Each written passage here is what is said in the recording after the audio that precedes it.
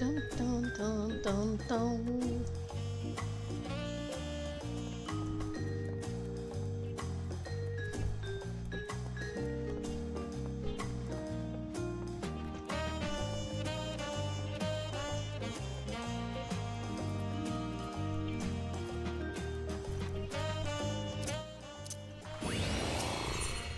The narwhal beckons. The young woman gazes into the horizon with a troubled expression.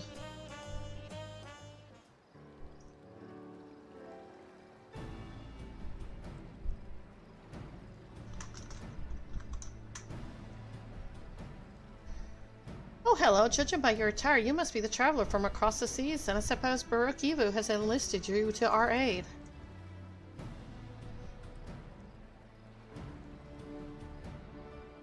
That you were guided here safely must be the work of the brave narwhal, who remains watchful even in this dire time. We are ever grateful for his vigilance.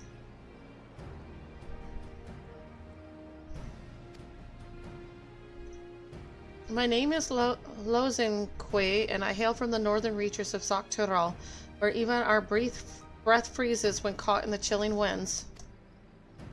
Our people revere a Tural Vidral of the narwhal, whose essence rests in the cradle of the sleepless, our most sacred treasure.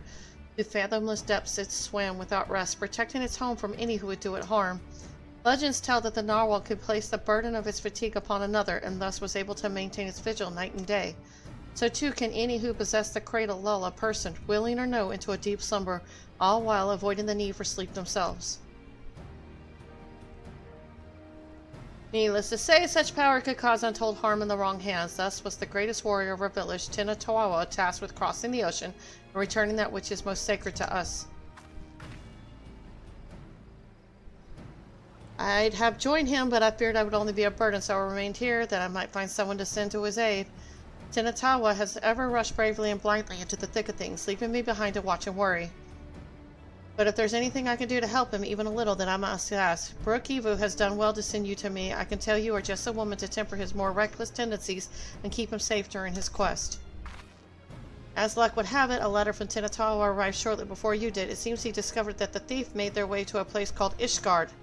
While I don't doubt his prowess, even Tinatawa would be rendered helpless before the narwhal's lullaby.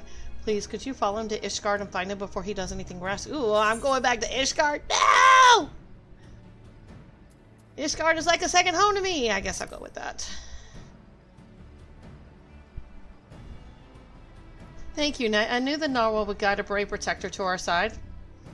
Tinatawa sails to an unfamiliar place, but despite his hasty nature, he doubtless spent time gathering information about his new surroundings before planning his next step.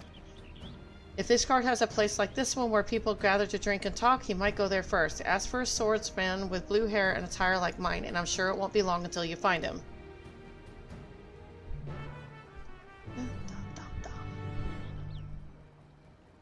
Ishgard! Here I come! I never get away from Ishgard. Ever.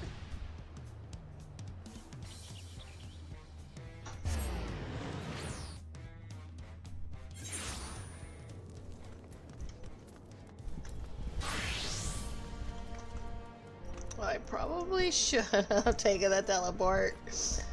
Oh well. Hello. Hey, Y2A, how's it going?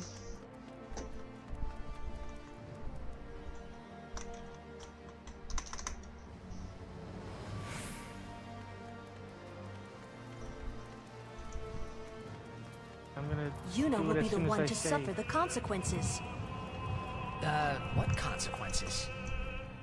She could be excommunicated. If it isn't night, what'll it be?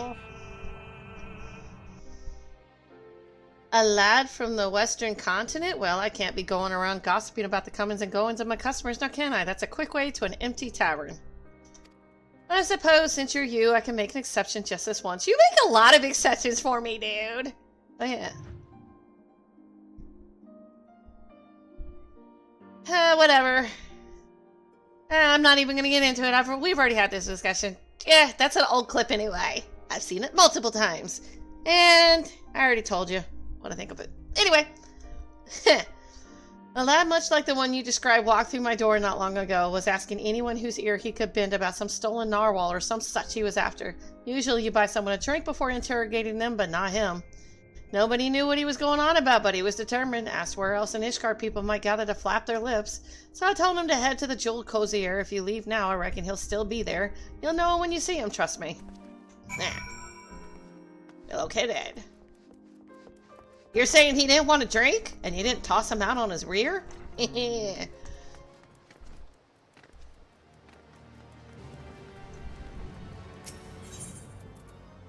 Jeweled cozy air.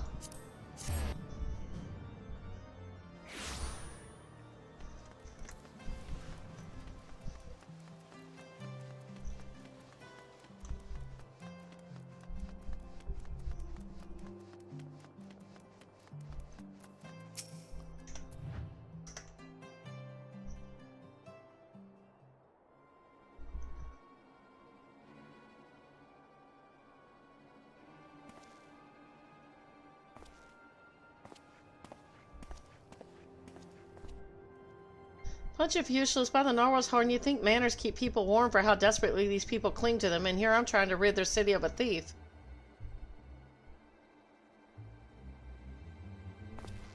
Yes, it seems you know me, but I don't think I've ever seen you before. I'd remember.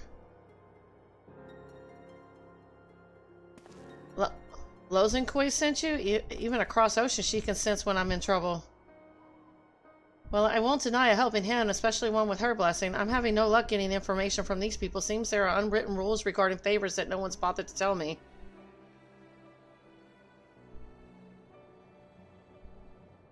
I know the thief traveled here, but that's where the trail runs cold. I thought it'd only be a matter of time until they used the cradle to commit some misdeed or another, but it seems nothing is amiss within or without Ishgard's walls. I have only a description to go on, although it's availed me nothing so far. A woman of a race known as this land as Elizan. She has striking red hair and eyes the color of rust. A scar dominates her forehead and a mole rests upon her lips. She came to my village posing as a scholar with an interest in the cradle. Although she gave us a name, I know now it was a lie, just like everything else that spewed from her mouth. The bounty of meat, vegetables, and fruit she offered was worth its weight in gold to us after the cold snap we suffered last year. We couldn't afford to turn her away. But looking back, I realized how brazen her deception was. Although she wore the robes of a scholar, she moved with the poise of a predator.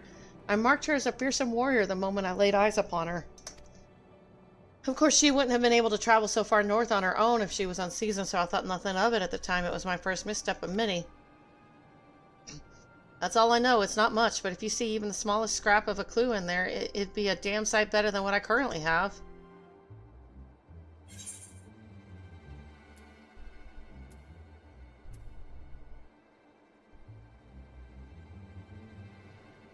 A skilled sword would be known among the knights of the congregation. Knights, was it? I suppose that's what you call these deadly-looking fellows clad in steel. Yes, you may be onto something, but where would we find one willing to speak? At their barracks near the tavern? I know the way. I'll meet you there.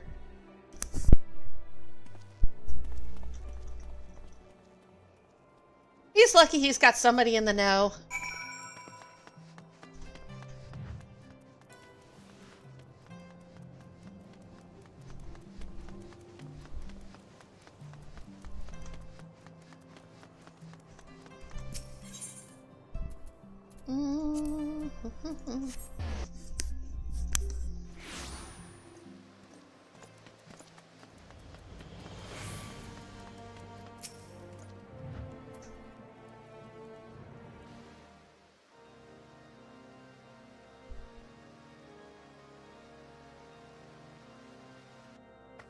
Why, Mr. Spoon, what brings you to the congregation?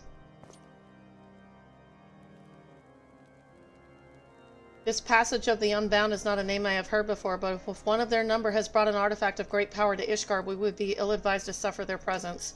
We shall act on this information at once. If there is aught that would threaten the peace, then it is our duty to root it out. Consider the knights of the congregation at your disposal. Thank you for hearing us out, truly. Now, does anything about the description we shared ring a bell? An Allison woman with red hair and eyes the color of rust. Wait, you said she bore a scar on her forehead, yes, and a mole? No, it could not be. You know who she is? And well, such information is usually private only to those within our order. Pray understand my hesitation. But weren't you listening to anything we told you? She's too dangerous to be left alone. This isn't the time for secrecy. I know I'm a stranger in your city, but I can't stand by why innocent lives might be at risk.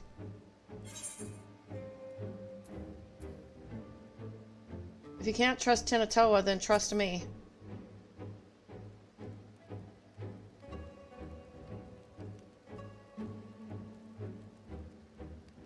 You're right, of course. If the hero who ended the Dragon Song War is not worthy of our trust, then who is? Very well. Master Tinatoa, pray accept my apologies. Although you may not be Ishgardian, your desire to keep its people safe is plain to see. We shall place our trust in you as Mistress Moon has. I'm glad we can see eye to eye now. Then what do you know of this thief? Your description called back some old memories. Memories of a knight named Leofing. Merely recalling her story makes me ill at ease, for the mark she left upon our honorable order was black as pitch. None know of her whereabouts since she was expelled from the congregation. I had thought living with the shame of her deeds would be punishment enough, but if she now consorts with villains that threaten the very foundation of order, then 'tis clear we can suffer her freedom no longer. I shall inform our superiors of this development and suggest that the congregation does all in its power to track down Leofine and place her in custody. If we learn aught of value, I promise to share it with you at once. Really? That's more than we could have asked. Suppose we ought to consider what to do in the meantime. Care to join me over there, Knight?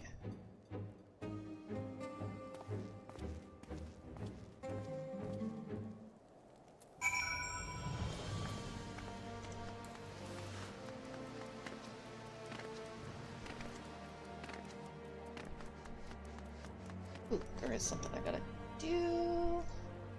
There we go. So we have a name, Leofine, a former knight of Ishgard. That means she knows how to hide herself in the city well. Grasping about it, straws won't get us anywhere.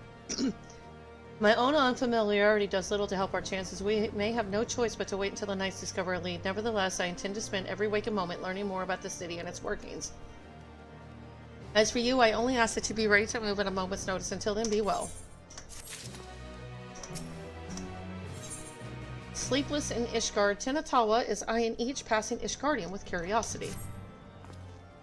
There you are, Knight. I've been walking Ishgard streets whenever I've been able, and I've taken to searching for any sleeping people. Oh, I need to check Discord real quick and make sure my voice settings ain't stupid again. Nope, good to go. There you are, Knight. I've been walking... Okay, I've already said that. You see, the land I'm from isn't much warmer than this, and people know not to tempt fate by dozing off in the open air. Even those blind with drink manage to find their way home somehow. I figured the only force powerful enough to overcome that instinct for self-preservation would be the cradle, so if we find a sleeper exposed to the elements, we may very well discover Leofing nearby. Can't imagine she brought it all this way just to remain idle. It's a tedious prospect, but we need to scour every back alley and shadowed walkway before anyone catches something much worse than a cold.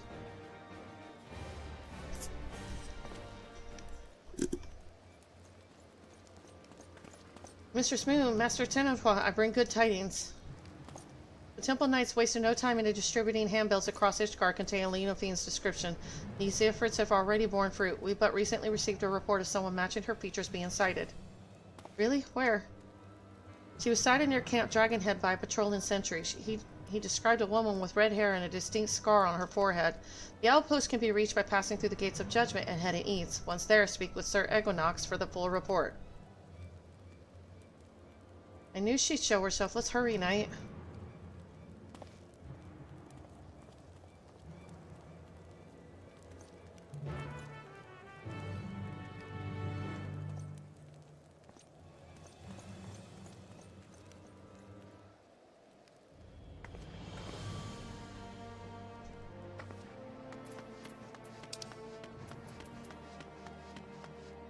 Not that one. Sleepless Ishgard.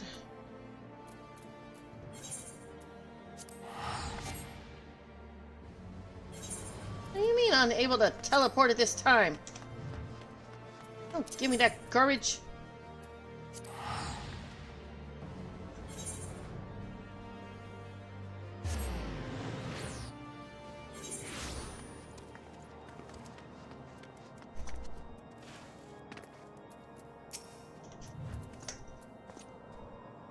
I was informed you were on your way. This is concerning the report by one of our sentries, yes? He sighted a woman matching the description in the handbill sent by the congregation. She was heading south along the footpath, but that is all we know. Yes, this is Equinox. What? Hold fast. I shall send aid at once. What happened? A shipment of supplies was waylaid by a monstrous beast. A contingent of Temple Knights should have been protecting it, but something is amiss. They need our help. Hey, Rad, how's it going? Hello. Well, hello to you too. How is the kick thing going? I was out en route, so I didn't get to see it, but did you get your kick thing to work?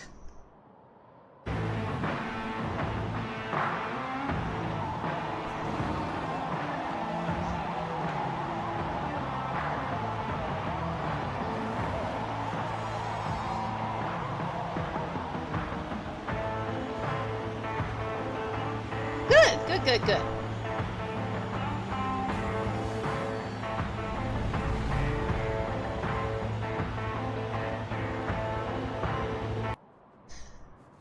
We would be in your debt. The shipment was attacked on the road west of the observatorium. I shall muster more knights. Please go find my men before any lives are lost. That's okay. One step at a time, but maybe. I need to update my clips. Oh, that's my new mount. What is this thing anyway? That's a weird looking mount. That's cool. I just got this thing. Like it.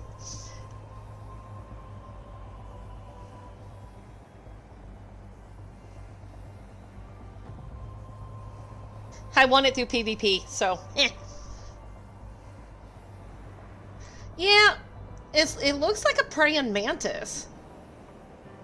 Just a mechanical sword.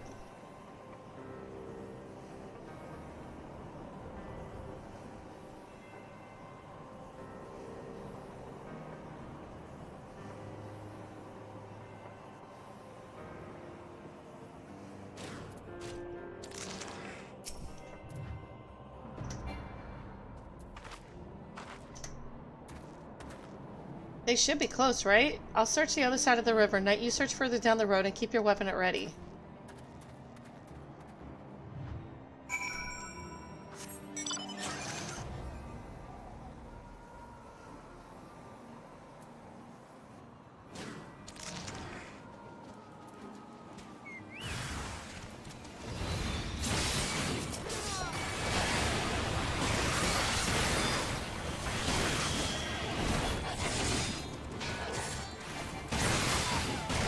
I'm doing all my class role quests. That's what I'm doing, Rad. So I'm going through all those quest lines. It's gonna take me a while. This one's the tank role quest.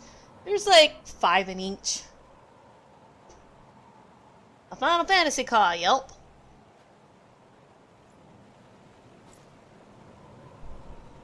He saved us. We were almost...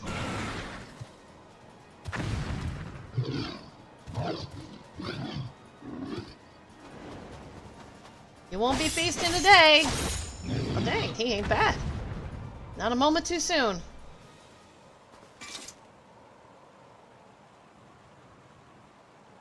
The wide eyes watch eternally, and eternal is the sleep it bestows.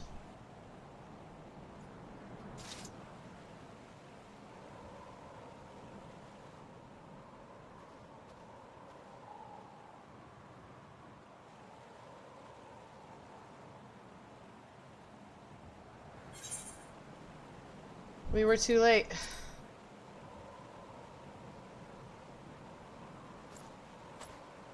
No, they're not. I just look. They're asleep is all. Good, good. Our trusty chocobo suddenly became unsure on their feet and the wagon toppled onto the side of the road. There was nothing for it but to fix the damage on the spot. The Temple Knights went to secure the area, but before I knew it, each and every one of them had fallen asleep where they were standing. Then the beast attacked. It was just me before those snarling fangs. Well, we're lucky they had you. Time to wake up. Sleep here any longer and the cold will have you.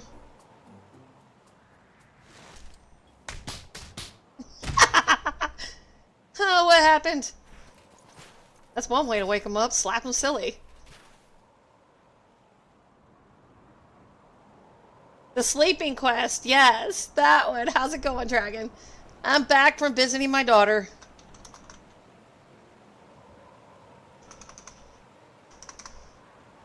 We fell asleep, but we were patrolling. You must be mistaken. A temple knight would never shirk his duty so. Are you calling me a liar? I saw you fall over on your ass with my own eyes. If not for Sir Egwena's quick response and the bravery of these warriors, we all be food for the vultures by now. The congregation will hear of this dereliction of duty, you can be sure. You know what? Now, hold on just a moment. They aren't the ones to blame. A sacred relic of my people was stolen and... now isn't the time. Sorry. Forget I said anything. What dizziness overtook the chocobo seems to have passed, so I'll resume my journey once the carriage is repaired. Assuming my guards are quite refreshed, I believe we can make it on our own. Please return to Camp Dragonhead and warm yourselves. But it isn't their fault! Have fun! Oh, yeah, I had fun. Didn't last long enough, but yeah, I had fun. It's no coincidence that the giant birds and 2 guards took leave of their senses around the same time. This is the work of the cradle. But even if Leophine was here, she is no longer. Let's return to the city and consider our next steps.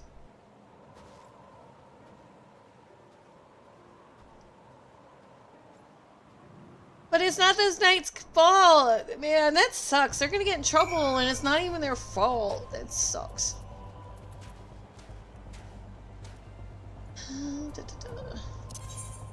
Yeah, oh yeah, she had some good pot roasts. I almost didn't there was almost none left for her hubby to go work with. I was like, yeah, that was good.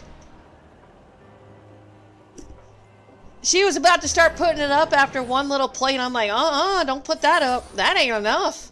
I need more than that, and I normally don't eat that much, but that was good. She had mashed potatoes and pot roast. It was yummy. Yummy, yummy in my tummy.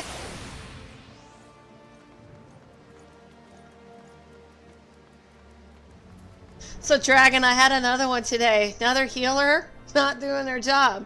So we're in a dungeon. I think it's level 90 or something like that with the one with Mion in it. And healer's doing nothing but DPS. So 2 of us go down, me and the Reaper. They res the Reaper and leave me dead for the rest of the freaking boss fight. I left. I was like, you know what? I just, no. I don't know how I find these people. No sorries, no, I don't even see a hint of a res coming through. I was just left there dead. And I'm like, you know what? Screw this, I'm out of here.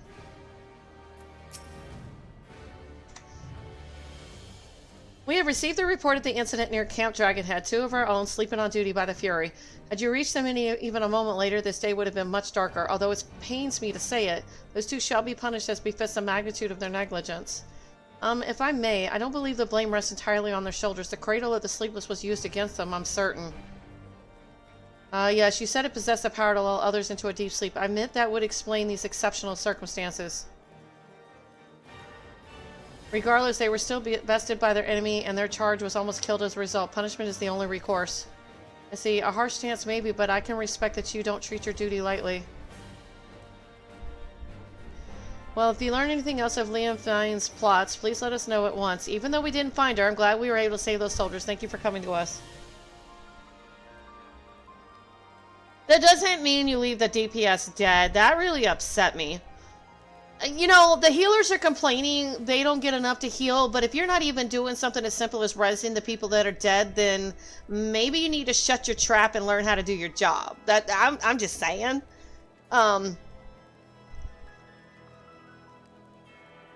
Learn how to do all the basics first, and then if you're still left wanting, then you can complain.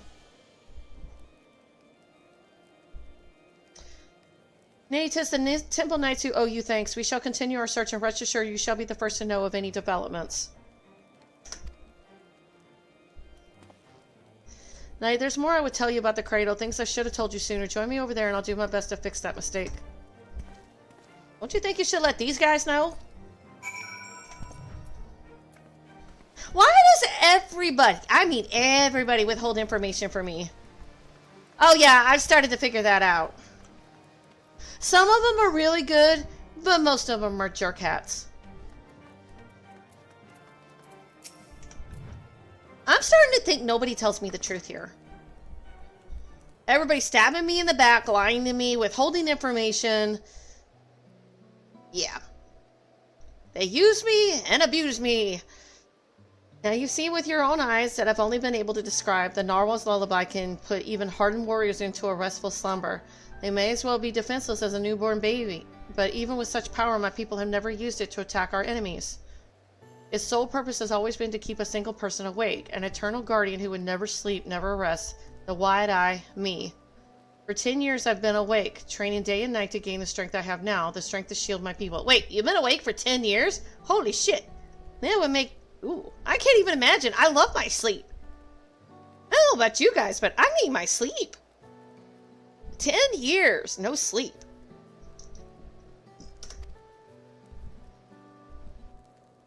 Of course, another must receive the weariness I cast aside, the shut-eye. You've met her, in fact. Lozanique. As I've been awake these 10 years, she spent the better part of her days in deep slumber. Her brief periods of wakefulness are spent exercising and eating so her body doesn't waste away. So we've barely spoken despite how much I depend on her. When we were young, we'd spend our days exploring the mountain paths, but that time is long past. So one stays awake, the other sleeps. Okay, cool. Weird. Telling you all this now, I realize how very little of my life has been dedicated to my own pursuits. Lozin Kewe and I both had devoted ourselves entirely to the protection of our village.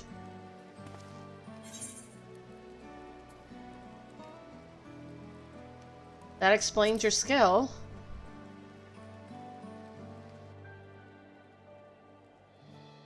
Every bit of my skill I owe to Lozenkwe. If not for her sacrifice, I'd be no stronger than your average hunter, but I've barely had the chance to thank her. But we don't have the luxury to dwell on regrets. I see now that although my people never use a cradle for ill, wicked hearts can twist on anything toward evil. And that's something I can't tolerate. The very thought that this might happen again makes the bile churn in my gullet. We must bring Leofine's schemes to an end. We will in another 4 quests. Like, between sleep and death, Tenatawa has a worried expression on his face. Just the person I wanted to see. I'd like to ask your advice on a certain matter if you don't mind. It's been a while since my last letter to the Lozenkwe. Wanted to wait until I discovered something worth sharing to write her, but we're still completely in the dark. I don't want her to worry, but I don't know what to tell her. Whatever you write, don't make her wait too long.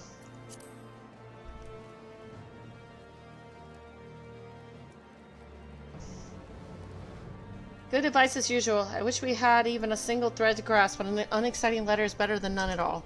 Alright, I'll start right away. I may not have much time left. Oh, don't misunderstand. It's nothing so grave as that. It's just the last time I used the cradle was just before it was stolen. Luckily, I'm still as alert as I've ever been, but it won't be long until I must dream like any other. That will give Leofrine free rein while I'm helpless in bed. There's no query more dangerous than one who doesn't sleep. We have to see this through before that happens. Oh, so it's going to wear off and he's going to take a long nap.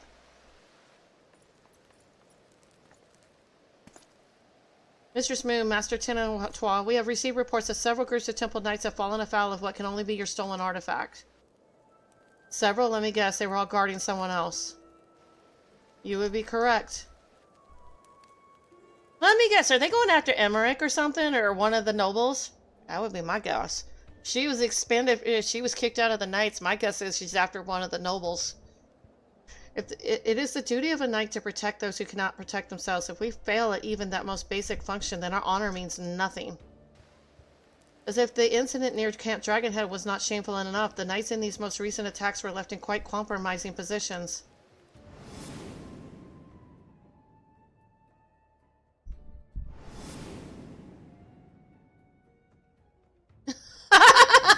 It's funny. It's sad, but it's funny. I'm sorry, it's funny. Yet the weight of embarrassment is a trifle compared to the guilt we would bear if any innocent came to harm. The Fuhrer is merciful in that respect, but we would rather not see these incidents repeat. Still, while the Temple Knights must work to repair their reputation in the days ahead, 'tis a far cry from bringing Ishgard crumbling to its knees. Truth be told, the methods of this passage of the Unbound leave me mystified. But Leofrine was cunning, if nothing else. Till we can discern her true motivations, we have little recourse but to wait until she makes a mistake.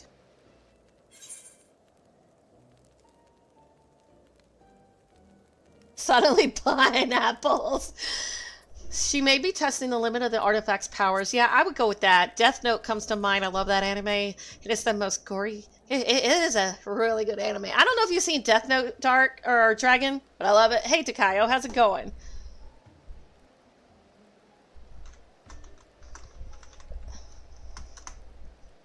Long time no see. It's been a minute. Let's see what we got for a clip for you today. I haven't seen one of your clips in a while.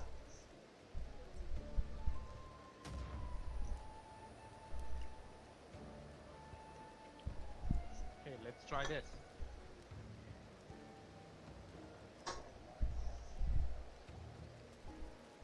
Ah, okay. Nope. There you go. Then you suggest she has a greater purpose in mind for it, and these incidents are simply a prelude. We cannot discount that theory, I admit. We shall remain vigilant. All I can say is, lately, tanks have been absolutely... You know, I could say the same about healers lately. They suck ass right now. And I'm saying that as a DPS. There's no telling how much chaos she can sow if left unchecked. We have to do everything we can to get the cradle out of her clutches. And to do that, we have to start asking the right questions. This new information makes me wonder, why is she focused her attention on the Temple Knights? I have pondered the same. Posted at Camp Dragonhead are knights from many houses of repute, including House Fortant.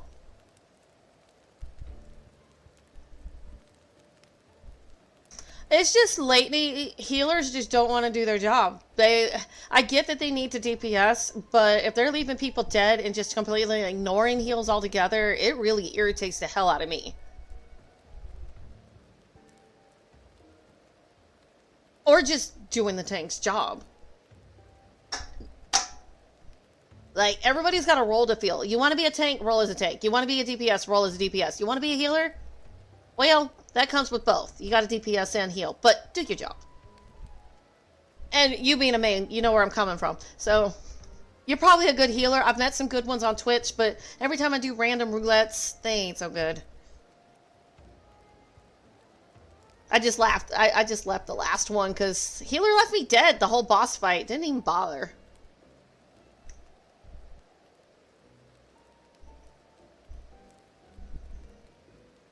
He wasn't healing anybody. He was just, he rezzed one person, the other DPS that fell down because he wasn't healing anybody. And then he didn't even heal that person, so.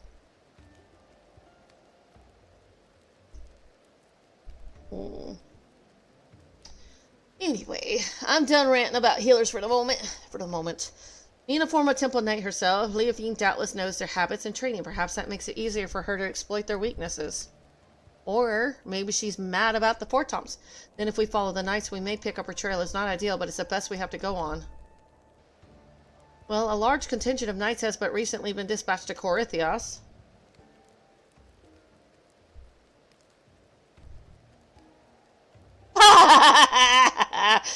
Oh my god, either that or they're always overlapping their mitigation instead of sparing them out. No, that's what all your mitigation is for. I know you don't have a lot starting out, but the higher you go, the more you have, and the harder it is to die. You remember Gorgon Mills, yes? It has lain abandoned ever since the heretics were driven from it. Yet there is ever the risk that unsavory elements might infest it once again. Thus have the Temple Knights planned joint patrols of its premises with other contingents. You speak with Sir Redwall at Falcon's Nest. I'm certain he would be glad to have you along.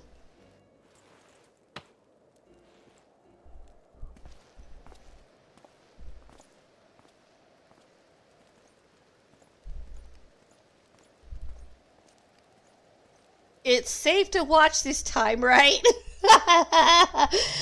Just send me the link and I'll watch it. I don't know if... My daughter brought up a good point. I should bet videos before I put them on Twitch. Although that was completely my fault. I got people mixed up on YouTube. Oh, swearing's fine.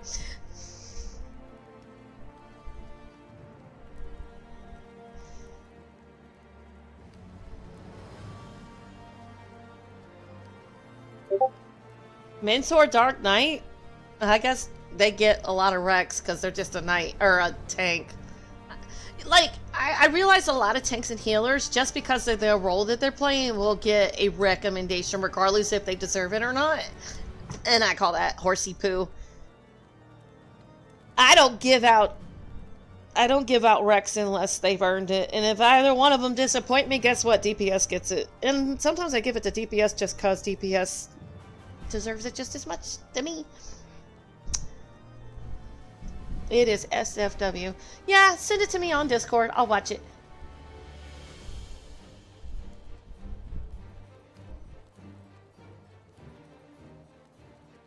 No, I agree with that. No, I totally agree with that. If you don't earn your recommendation, there have been times when nobody gets it. At least for me, I'm not going to give out free comms. Hell no. If a summoner's spending the whole fight resin everybody, guess what? You're getting a wreck from me because you're doing a healer's job. You know? It's just stuff like that. Anyway, where am I going? Camp Dragonhead. Okay, Camp Dragonhead it is. No, Falcon's Nest.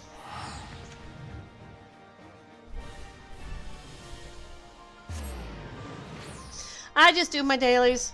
I call it a day.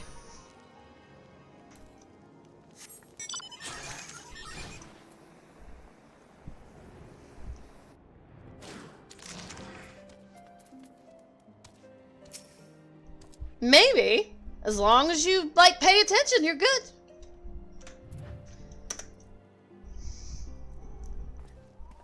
But before you could say that, Rat, you gotta play Final Fantasy. I've been trying to get you to play. There's free to play, you know. I think Xbox plays it now. I think they'll let you. Is that Mistress Moon I see? Of course, you are ever welcome in Falcon's Nest, yet I believe I do not know your companion here. Indeed, whispers of the Temple Knight's humiliations have reached us even here. Fallen asleep while on duty, I dare not believe the stories, but it seems there was truth in them after all. They fell asleep, true, but it wasn't their fault. We suspect they fell victim to an enemy wielding a powerful artifact. Now, the rumors fail to mention anything like that. If it can lull even trained warriors to sleep, then we must treat it as a serious threat. Nevertheless, if one knight falls, another is always at the ready to take their place. So long as this artifact cannot put an entire regiment under its spell, I believe we are well positioned to combat it. Interesting, the idea of your allies falling in combat doesn't seem to disturb you at all. Where I hail from, a single warrior is responsible for the safety of his entire village.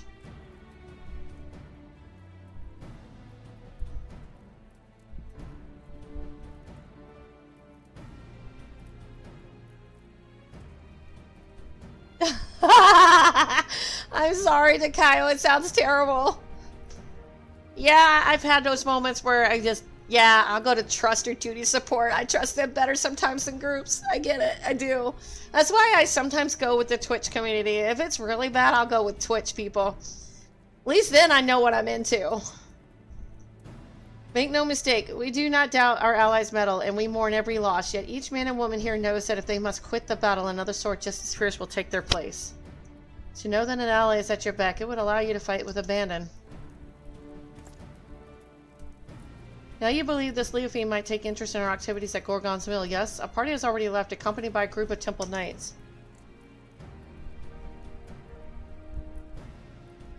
Oh, then yeah, no excuse. Your suspicions are correct and they are at risk. I would ask that you follow in their tracks and ensure they have not fallen victim to foul play. Unless it was their first time playing that particular combat class, but I can't use that excuse. I really can't. I really cannot use that excuse. The mills can be found to the north, just across the Black Iron Bridge. The party should be arriving there soon, conditions permitting. We have to reach them before Leofine does.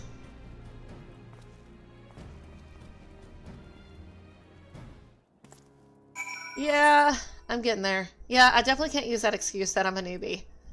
And no, these aren't boosted. I leveled every one of these over the last year.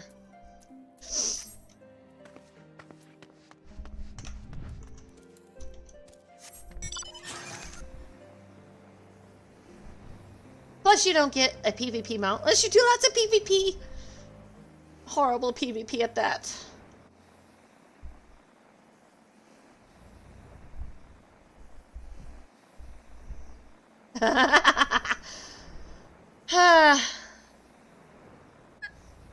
What server are you on? In Europe? You're in Europe, right? You're on the European server?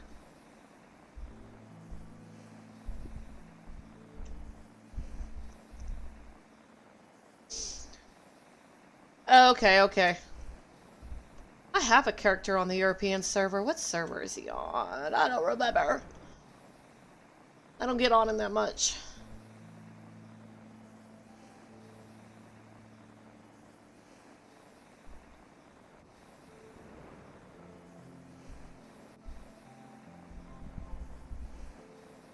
Well, if you're not through Endwalker yet, you might be... I'm definitely in spoiler content. I'm just going to give you an FYI. I'm definitely in spoiler content. Okay. Alright, Dragon. See you in a minute.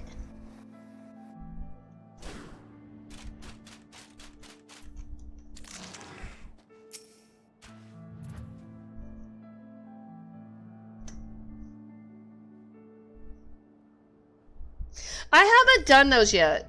That's definitely on my list of to-do things. We're too late. They're fast asleep. Verwell gave the impression there were more. These knights must have been the lookouts. We should awaken them, but keep your eyes peeled for Leofine. I'll rouse these ones. Knight, you search that building yonder. It always comes back to this building. What the hell?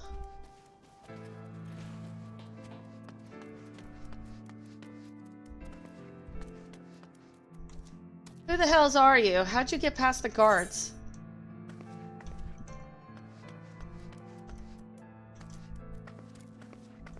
Where are you? Oh, you're downstairs.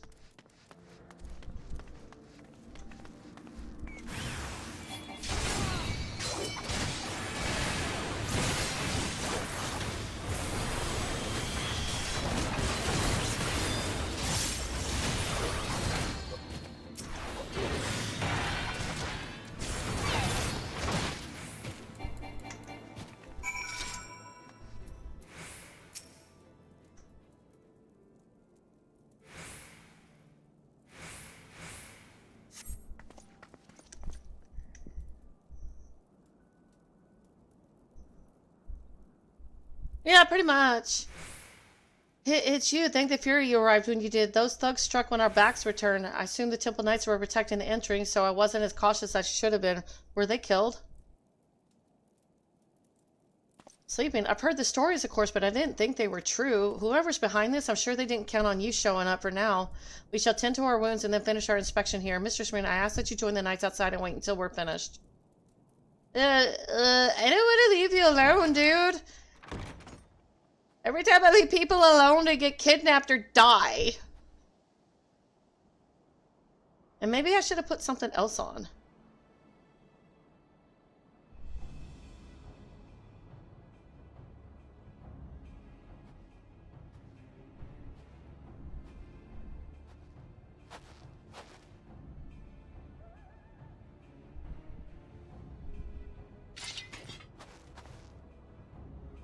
Ah, as I thought. Just when I was becoming bored, I sighted a familiar face among these slumbering knights. Simply had to come and make sure it was you. You finally found the courage to show yourself. Hand over the cradle now and I won't kill you. Don't give him that sentimental crap! You do not spare the enemy. What did they call you again? The wide eye? You must have had quite the journey to come this far.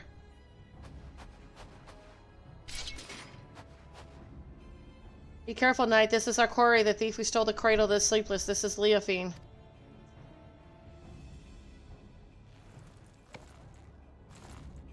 That is your ally. Their arms hardly look fit to hold a sword. Who's to say they do not seek your artifact for themselves?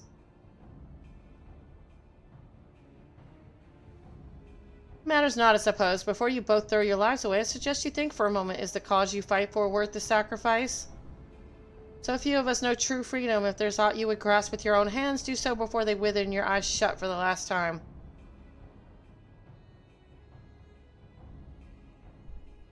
Who says I can't be funny? I know, it does look funny.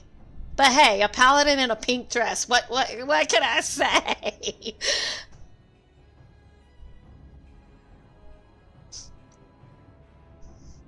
The codes and rules that would bind men are more illusions. Open your eyes, truly open them, and you shall see a path all your own. Only a fool would waste their life in the struggle of another. Quit spouting nonsense. Nonsense, perhaps. I am here because of another. After all, Afe, who came to me at the height of my debauchery and welcomed me into her devious brotherhood. She guided me to great power, yes, and now I lead others upon the unbound path. Yet, truth be told, I have little interest in seeing where it ends. To tear down the world's nations, Ishgard among them, and usher the world into, well, what does it matter? Yet I do derive great pleasure in shaming the temple knights, seeing the snickers and jeers deflate their pompous stride as they walk down the streets. If this artifact can hasten their fall from grace, I believe I shall keep it.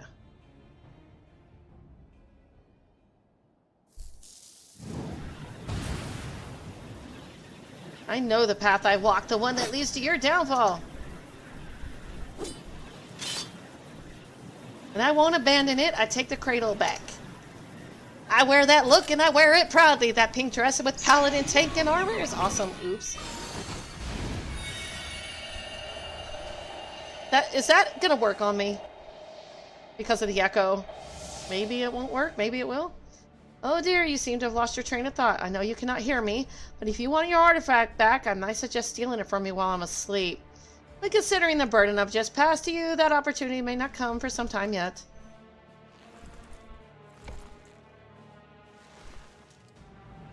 I feel absolutely transcendent to think the shackles of fatigue weighed so heavily.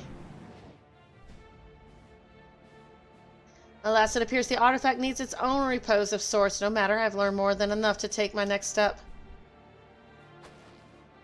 See to it that this lot is disposed of. 'Tis the least you can do for freedom I have given you. Pfft, she's gonna put that lot against me? Really? Bring it on. I'll just kill them all. Kill them all, I say! Please tell me I'm not like this idiot that leaves people alive. That all you got? Please bring more. You ain't even up to a Stenian's caliber.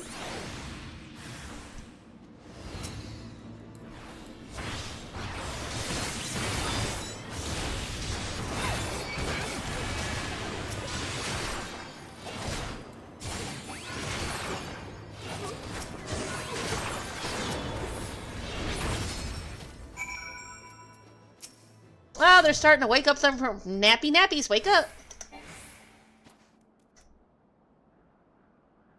Come on, wake up, wake up! Can I just drop him over a cliff? I guess that's not nice. Try as you might to rouse Tenatawa, he seems completely detached from the waking world.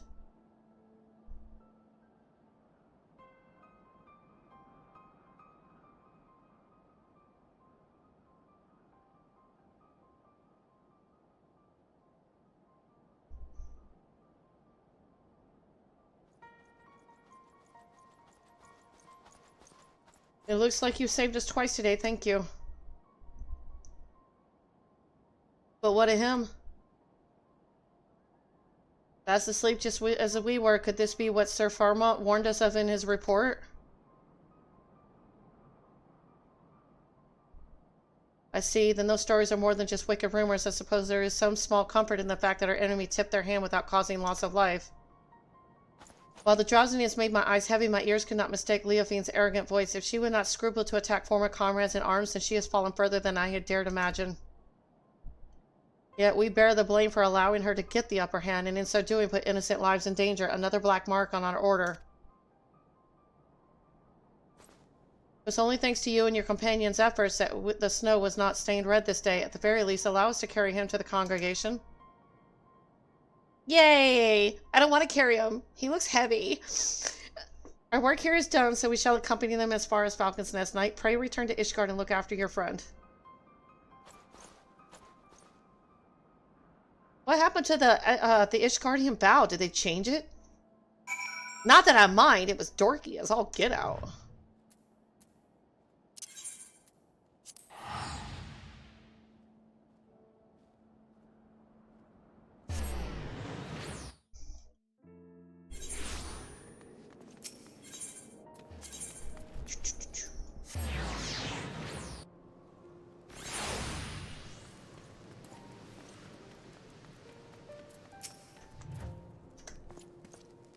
Well, glad I am to see you well, Mr. Spoon. I understand you came fresh from an encounter with none other than Leofine.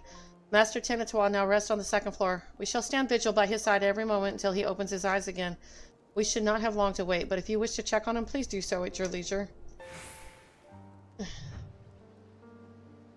There is another matter to discuss. Just before your departure to Gorgani Mills, it seems there was another incident. A group of the criminals were released from their cells, their guards found in a deep sleep. Doubtless Leofine was behind this, and doubtless the ruffians you clashed with were the self-same criminals. Leofine is gathering those who bear a grudge against the Temple Knights to her side and using this animosity to her advantage. We now know for certain that Leofine is the mastermind of these attacks, and that her aim is to chip away at the very foundation of the Temple Knights, our honor. When I shared these revelations with my superiors, 'twas decided that none would speak publicly of the artifact and its powers. The passage of the Unbound seeks to overthrow the nations of the world. One obvious method to achieve this goal would be to stoke the flames of unrest among the common folk, thus sinking Ishgard into a mire of chaos and distrust, none unlike the blasphemies of the final days. So long as these failures are placed squarely on the shoulders of the Temple Knights, we can avoid fomenting a more abiding mistrust in the nation's very core. For Ishgard's peace, I would gladly suffer any disgrace. The question remains as to whether we can apprehend Leofine before she tears our reputation to tatters. While Master Tenatawa slumbers, it falls to us to search for clues that might point towards her whereabouts. Beacon in the darkness. Formal bird's eyes light up when he sees you. Leofine remains as elusive as ever. If she is in league with Ishgard's more unsavory elements, she could be hidden anywhere. We have only her cryptic statements to guide us. It seems that whatever her plan is, her actions thus far have been but a prelude to its climax. We can but hope that Tenatawa awakens before she emerges again.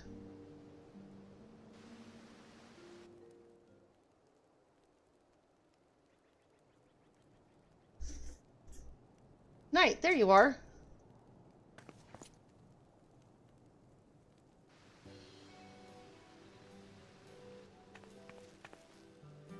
So glad I found you. I was starting to think I was in the wrong city, but the narwhal guided me true. Oh, you must be the maiden Tenatawa mentioned. You hail from the same village, yes? I am Firmalbit of the Temple Knights. 'Tis an honor to meet you. And Tenatawa wrote about you in his letters. I'm Lozinque, and the honor is all mine.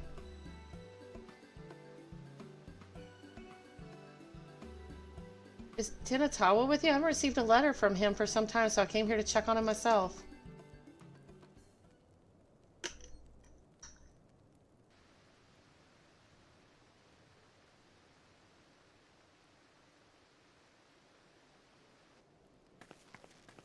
Uh-oh. Dun dun dun dun. What's wrong? He's just taking a nap. You insufferable fool. What have I always told you about rushing ahead without thinking? Now you even have the gall to be sleeping when I arrive. You promised you'd write to me. What was I supposed to do when the letter stopped coming? I was so worried. And he's still sleeping. So why are you talking to a sleeping man? At least I can take some small comfort that he appears otherwise unharmed. I take it you're to thank for that night? Is there any way to counteract the cradle's influence?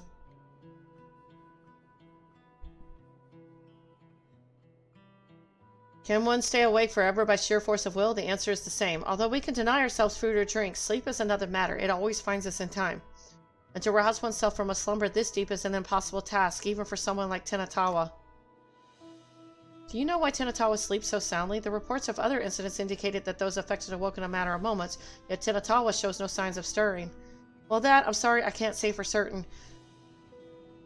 But I do know the stories of those who came before me. More than one shut-eye has fallen into a sleep much like this, one so absolute that they became deaf to the outside world.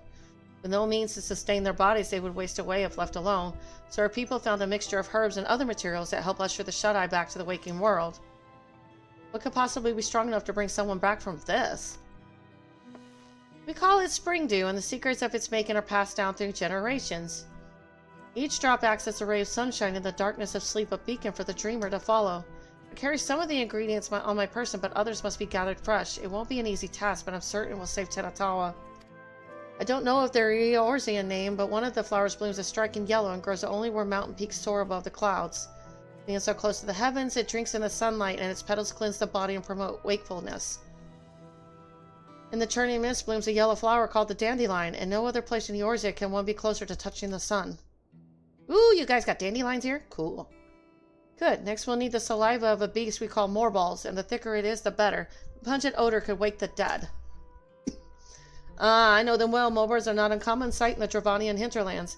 Mature specimens should possess saliva with the desired effect. The prospect of gathering it, however, is an unenviable task. Once we have those two ingredients, mixing them with the rest should be a simple matter. Do you think you can procure them, Knight? Leave it to me! I can do it! Oh, your confidence is reassuring. Since the morbal saliva must be the fresher of the two, I ask that you first climb into the heavens and pick dandelions for the Tenatawa. If I'm going to heaven, I ain't coming back. Like Buffy says, why did you bring me back? I was happy there! Leave me be! I mean, we did destroy Utopia, so... like, we weren't content with heaven. We had to destroy it. I'm like, alright. Oh.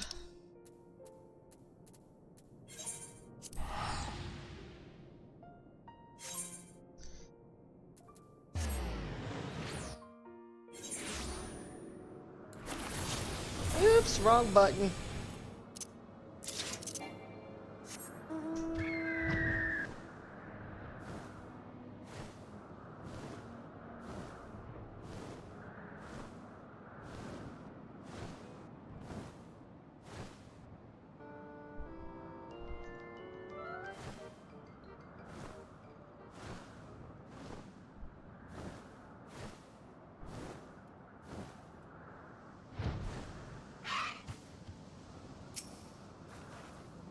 I'm so glad we're in areas where nothing will really bother me.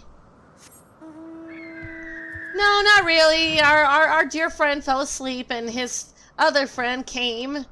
And so I'm gathering ingredients now to wake him up.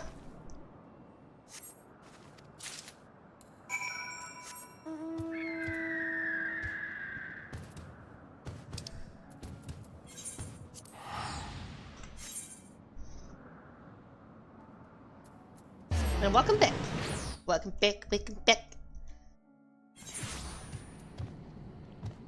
You know, all of a sudden I'm starting to think of the song, My Boyfriend's Back and We're Gonna Be in Trouble. I don't know why. That song just came to mind. I don't know why. I'm like... That was a good movie.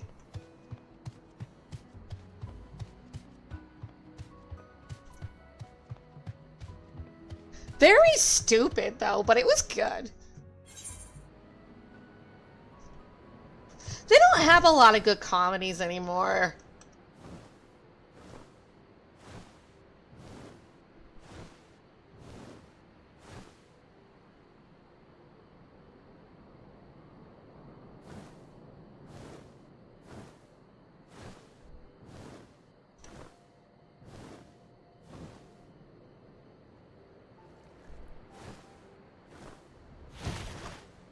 Yeah, well, you know what? Go shove it.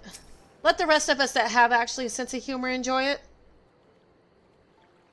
I swear, I don't understand how people can live with themselves just full of hate and just, like, negativity and... it's okay. It's alright, it's alright. It's alright, it's okay. You know? Just sing a happy song and you'll be alright. Be happy. Oh, I love that fish. Although, I did get sick of that fish because my daughter, my oldest one, we got this bass fish. It was a long, long time ago, but there was this bass fish that would sing. She played it so much, and when the batteries finally died, we just told her it was dead, and we had to bury it in the backyard. Gave it a fishy funeral. We can only handle so much. Be happy. Oh my God.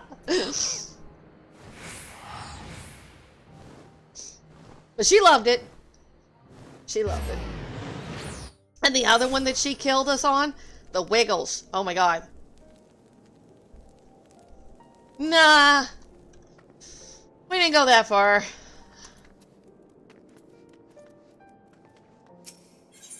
But anytime she found anything that she really liked, she'd play it and play it and play it until you no longer thought it was funny or enjoyable.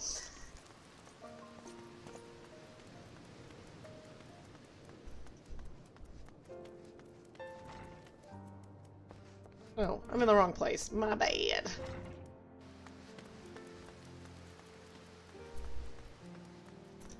I think I'm in the wrong place. Am I not?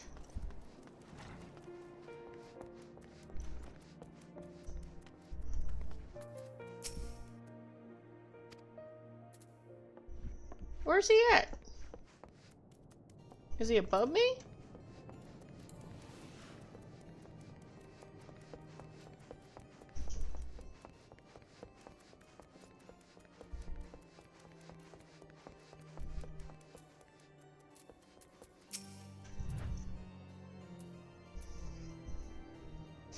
Yeah, apparently when I was little, I had a toy gun that made sounds and it mysteriously disappeared sometime later. Yeah, aren't parents terrible? We get you these things because we think they're cute and fun, and then we get annoyed and it just mysteriously just moves. I'm ready. You know, it is really horrible what parents do, and it's to preserve our sanity, I know, but the devastation those poor kids go through looking for it, and then they never find it again. I'm ready to start mixing the ingredients at once. That is, of course, assuming you brought them with you.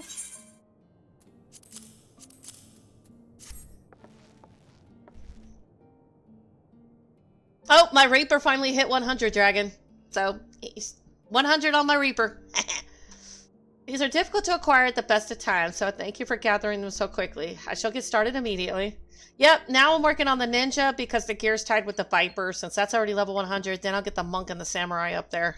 They share the same gear. And then, what am I going to work out that? Probably is the caster DPS after that. We've done all we can. Now we wait for Tinatawa to open his eyes.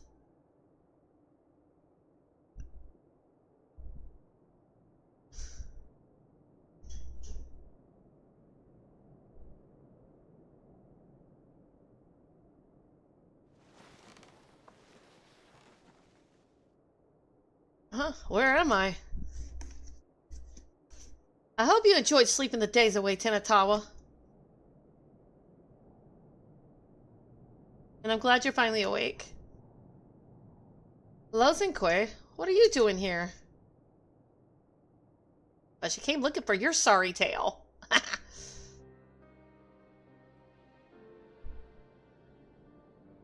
I see, so Leafbeam wielded the cradle against me, and while I was tucked soundly in bed, Lozenquay came all this way.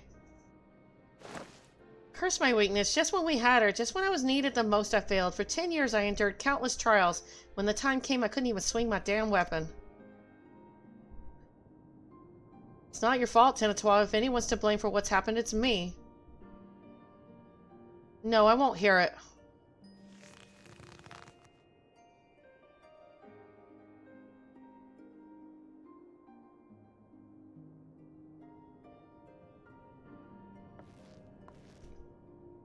As you may know, Leofine won our trust by posing as a scholar traveling the width and the breadth of Tyrol. She expressed great interest in the cradle and our custom, and I was so excited to meet an outsider that I answered her every question.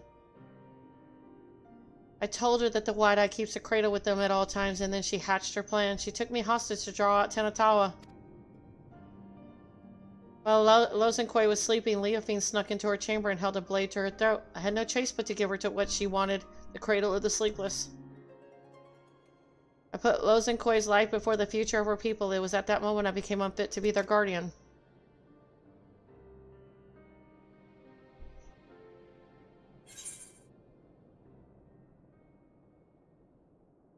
Lozenquay is one of your people. Protecting her was your duty.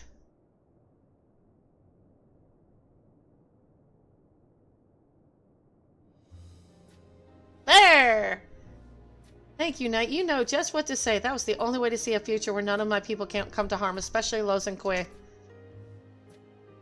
Even without the cradle, you're still our guardian, my guardian. We'll find a way through this together.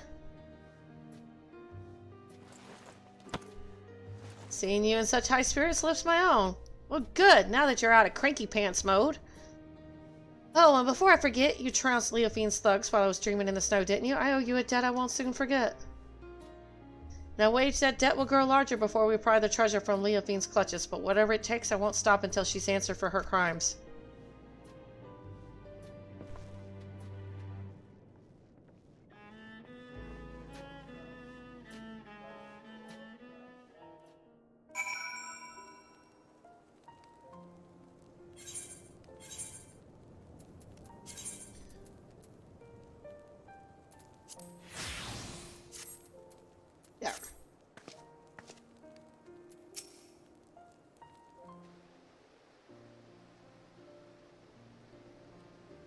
You know, while I was sleeping, I dreamed.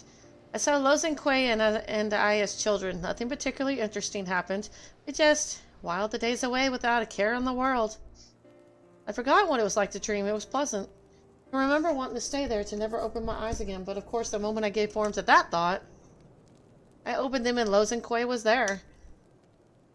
Even if we get the cradle back, will things return to the way they were? Will you go back to spending your life in dreams? I suppose so. It is my duty as a shut-eye, after all. Your duty, and it was your duty too that compelled you to come all the way here to Ishgard.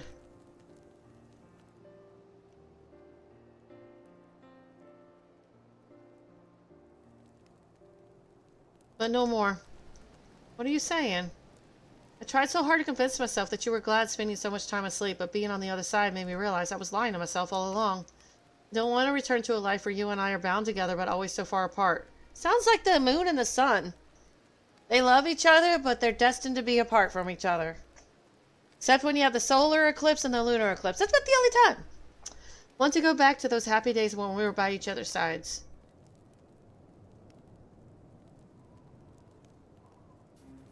Guess what I'm saying is, if there's a different path for us, I want to find it. I want to walk it with you. Ah, if that's a marriage proposal I've ever heard one, that is it.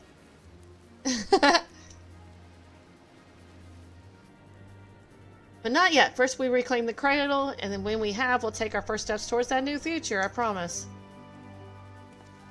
I must confess I haven't felt the same since I woke up. I know I was in that bed for a while, but instead of feeling refreshed, my body feels weaker somehow. It's almost as if my very strength was sapped when the treasure was turned on me. I can't even grip my weapon properly. Leofine did remark that she felt invigorating. Maybe she took your vitality for herself.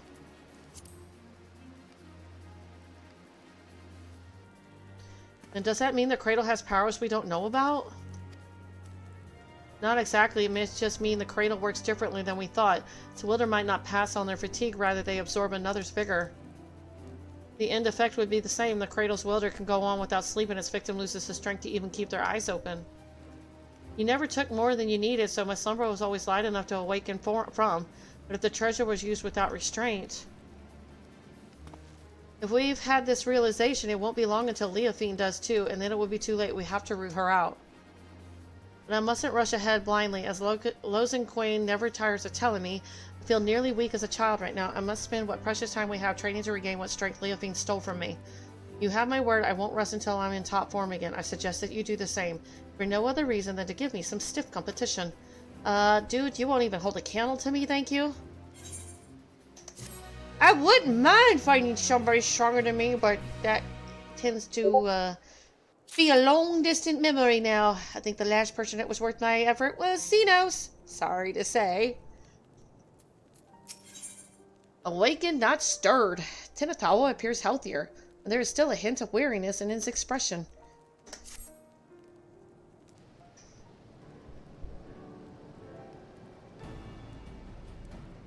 You're looking strong, Knight. While I'm not my old self yet, I'm feeling better by the day. Still, there's much work to be done. I need to be even better than I was before if we're to have any hope of catching Leophine. I wonder what she's plotting with the rest of her cohorts. We know they aim to topple nations around the world, but this is an odd way to go about it, don't you think?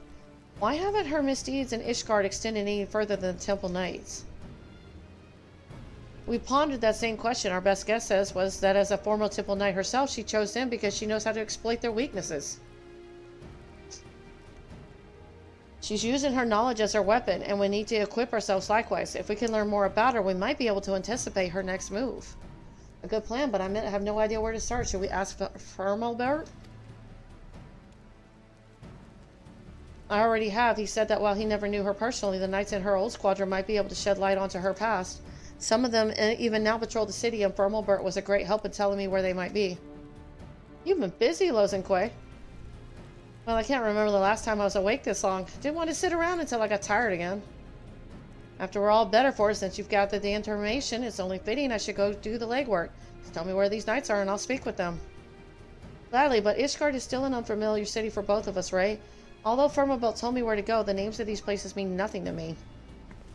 Luckily, we have Knight to guide you. You'll go with Tinatawa, won't you?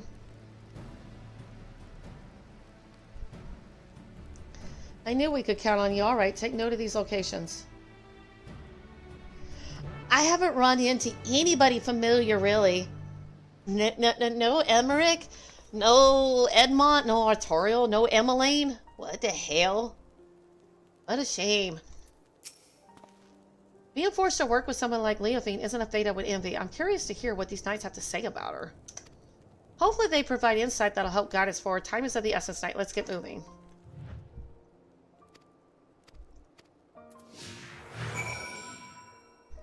Yeah, that doesn't mean I don't enjoy seeing them every now and then.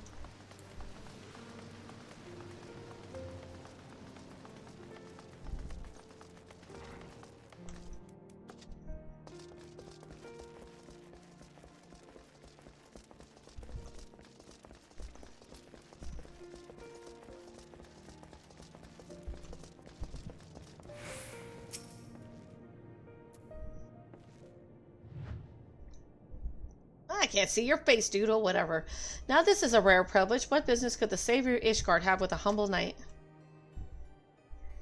You want to know about Leophine? Well, many temple knights come from common stock, but she was different. Despite what she became, Leophine was born of noble blood. Oh, there we go! The nobility at its best again. Even so, she often made mock of Ishgard's customs and their responsibilities that bound the conduct of noble families. Doubtless she sure yearned for freedom all her life, of her idea of it anyways. Although her deeds caused her to be expelled from the Temple Knights and summarily stripped of her title, she may have actually desired that outcome. She hated it so much here, all she had to do was leave. I hear she did leave for a time at least. Now she's in league with a group that aims to plunge the world into chaos. If a selfish heart like Leophine was sought out to aid in this plot, I shudder to imagine how wicked their leader must be. Isn't she the leader, or is there somebody else? Oh, it is somebody else. Never mind. Stupid question. Don't answer that. The one that hired them.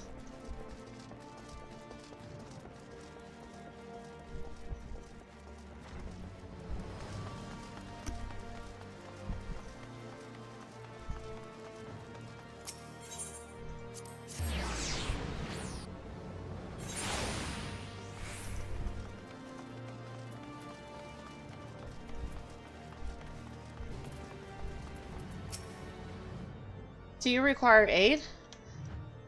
I must keep watch to forgive me if I don't engage in idle chit-chat. Leophine, for her, I can spare a moment. I don't suppose you know why she was expelled from the Temple Knights, do you? While few were equal in swordplay and fewer still handled their mounts with such grace, she oft spent her nights caressing in the gambling halls. It was after just such a night that she fell asleep while on duty. Ew, so this is just reward. Oh, that's what's going on. Some may call it a cruel twist of fate, but dragons attacked her charges as she slept and they were left defenseless. In her negligence, she was deemed to have aided our ancestral foe and thus was stripped of her knighthood and noble title both. Knights fallen asleep on duty, a story that's become all too familiar. Given what happened, I've no doubt she came to fear sleep, yet now she has conquered that weakness and she wields it as a weapon against us. She may even believe herself to be beyond the reach of mortal danger, yet she's only deluding herself, and in time she'll be made to answer for her deeds. And the truth comes to light. She fell asleep on duty, she got in trouble for it, and now she's out for her revenge.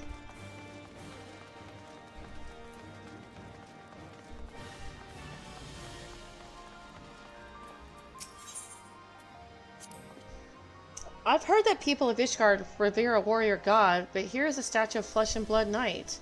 I've never seen such a thing.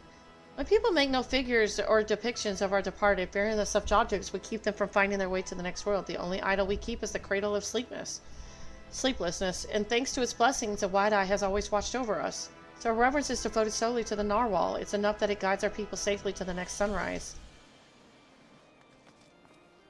Interesting. Remove that. Come on. This mouse is so old, I just don't have money to get a new one. Great.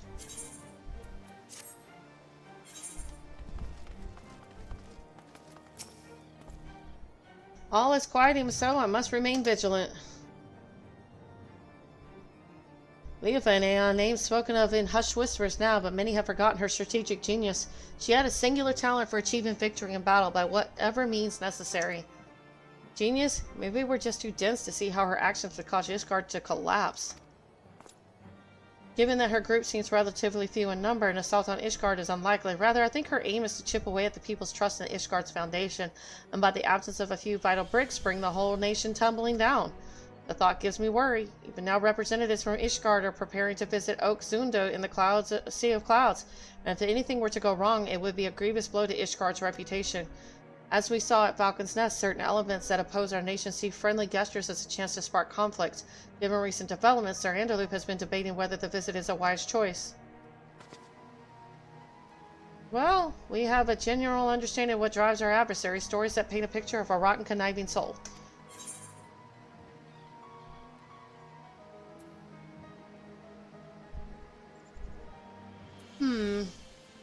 We know enough to guess her next move. You're right, whatever her ultimate game may be, it is clear she has almost blinding focus on shaming the Temple Knights. And this, what did he call it, a delegation, may provide an irresistible opportunity? Yep. Finally, we have knowledge to use against our enemy. If we all work together, we might be able to trap her. We haven't much time. Let's return to the congregation and tell this Handaloop what we know. Don't call him this Handaloop. He's a good guy. I kicked his ass a long time ago. That was fun. I got to fight him in an arena. That was fun.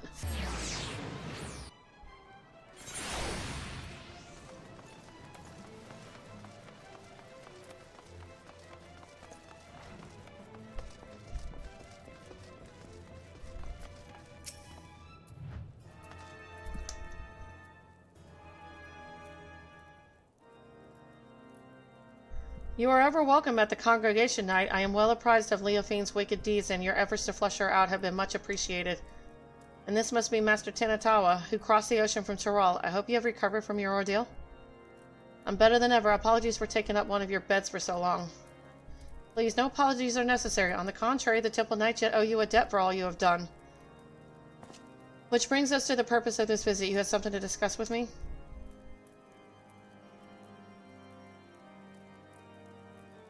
I see you and I had the same doubts. The delegation to Okozunda would be an obvious target for Leofine. I was but recently debating the wisdom of moving forward with our plans. As you know, all of Ishgard falls under the protection of the Temple Knights. As such, 'tis only meet that we maintain and strengthen friendly relations with our neighbors. The delegation in question is tasked with deepening mutual understanding of each of our unique cultures. Son Ivanu, chief of the Zundu, was most eager to host. Yet so long as the specter of Leofine hangs over our order, I fear visits abroad are unwise. Should any of the Vanu come to harm, our relations could be damaged irreparably. As we have no way of knowing if Leofine has caught wind of our plans, I am of the mind that postponing the delegation may be the most prudent course of action for the safety of all. This could also be the perfect chance to draw her out.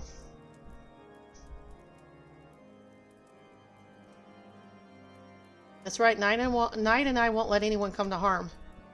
And as long as you warn the Vanu in advance, they shouldn't hold the actions of a rogue against you. If they're truly your allies, they'll see the wisdom in your judgment. Please, send the delegation as planned. It'll be our best chance to capture Leofine. I didn't know he had a scar on his face. I had no idea. Damn. Yes, your words have merit.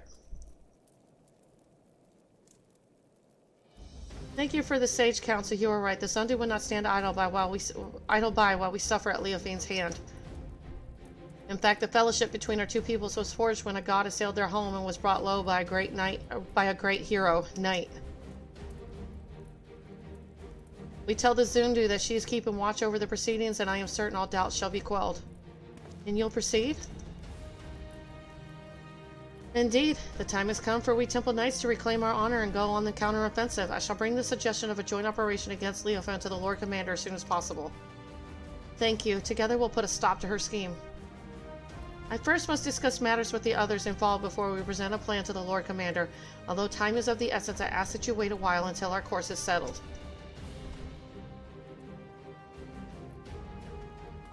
Yeah, this is the first time, this is the first time I've seen Handaloop up close like this. Like, I did not know he had a scar on his left face like that. The left side of his face. Looks pretty good. I like it. Spicy.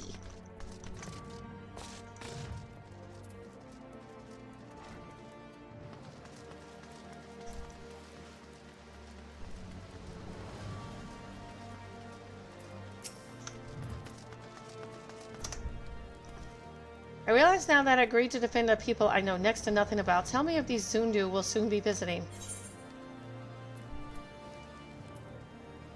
They're like the Hanu with even more of a penchant for metaphor.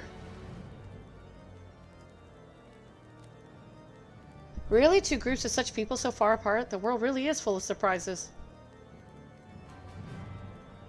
Even a single city is enough for a lifetime. Every day I hear something that gives me food for thought. Like the story of the Dragon Song War, for instance. Generations of animosity between dragon and man that somehow ended in a rekindled fellowship. I imagine a whole world like that, a world where there'd be no need for protectors. The wide-eye watches not only the monsters in the wilderness, but our neighbors as well. We've barely even considered sending delegations outside our village's gates. And the cold snap only made things worse, with everyone struggling just to survive. Our every thought goes towards defending our scarce resources. But if we only look outward with wariness, there's no hope for the future to change. No hope to build trust. Only there was a way to bridge the distance between us and greet tomorrow hand in hand. Huh, and maybe that's just a silly dream. Maybe. Either way, it's a beautiful thought.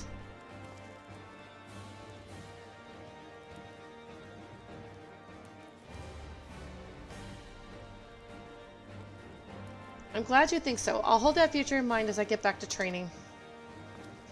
As for you, Knight, get some rest. If you fall asleep when I need you most, I'll wake you up with a knock to the head.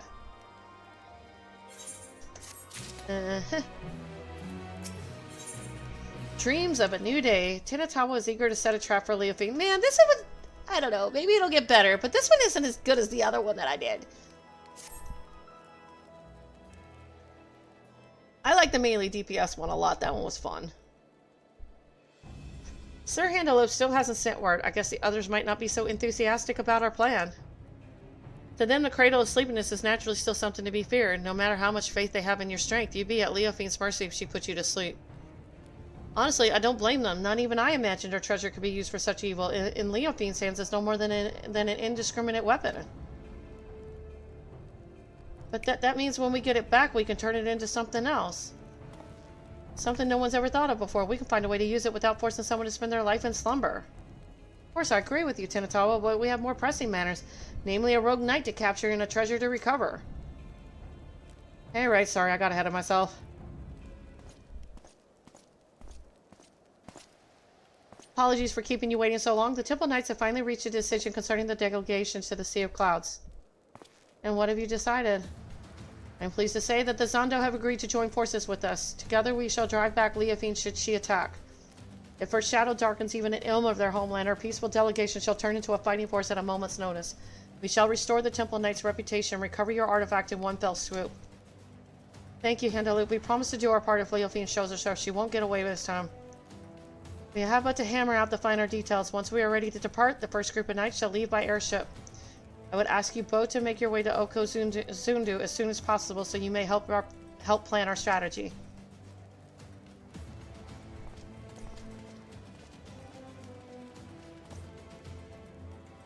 I'm coming too. I can heal your wounds, and if it comes to it, my staff can bruise as well as... Hey, Magni was not a lesser-known person, but that was still really well planned out.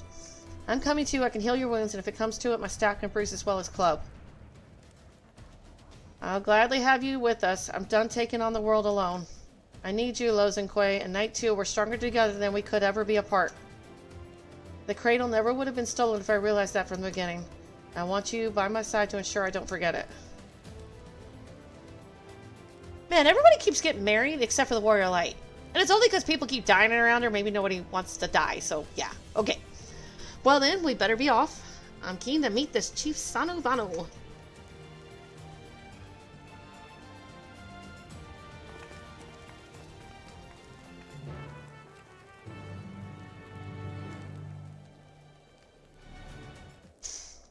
Alright.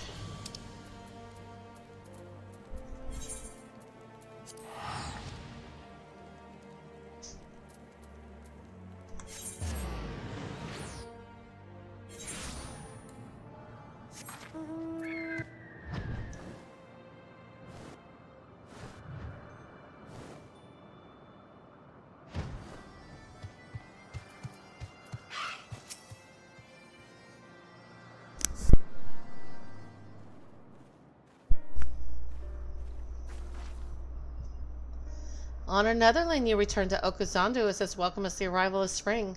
Sana knows why you come. Wicked hearts seek to bring chaos to our home.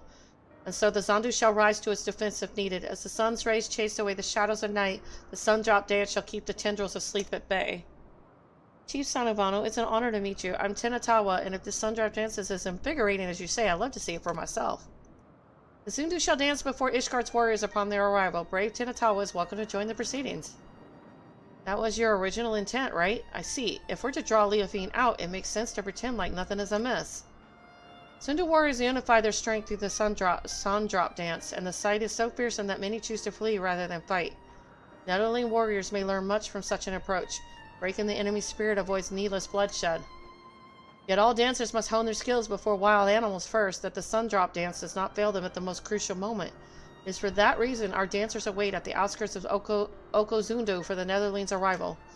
When the performance begins, it shall draw the attention of all like a rolling cloud coming over the horizon.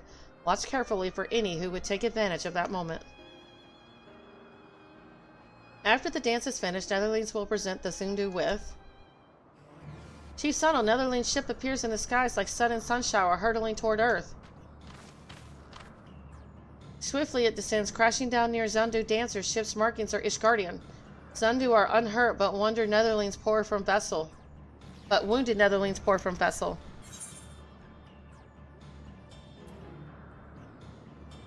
Like a lightning bolt in the night, Leofine strikes.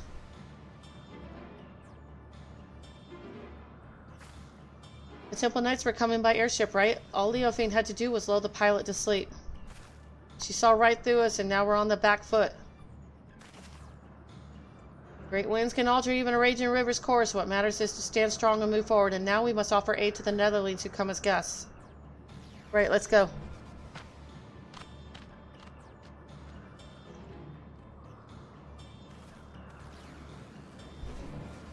I wonder if the sleepy thing will work on me.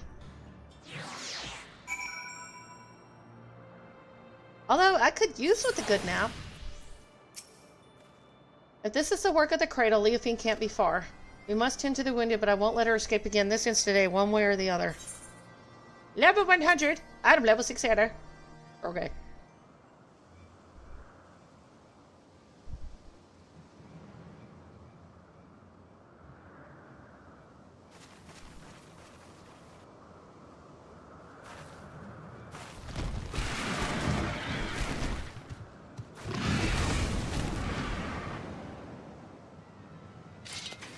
There you are, Leofine. You're getting hot-headed. Don't take lessons from Elise now. You came all this way just to greet me. Oh, I am honored. I only hope my gift was satisfactory. It's a shame you will not see Ishgard crumble. Alas, I can scarcely suffer rats to scurry about my feet, threatening to gnaw away at my carefully laid plans. At least you bear witness to the dying breath of the Temple Knight's flagging honor. We would sooner see that wrecked airship soar again than their reputation return to its former glory. Yet even I did not foresee that the Zundu would be in the ship's path. The fury favors me, for who now would trust a nation so careless as to put their neighbors at risk? Everyone knows you're behind this. People won't turn on each other so easily. Oh, I didn't see you there, the shut-eye wide awake. Doubly honored I am that you came all this way just to meet your end. Enough, we're taking the cradle back. We won't let your evil continue any longer. Such bold words. If I recall correctly, your people reaped great benefits from this artifact's powers. All at the cost of someone's waking life. Your life.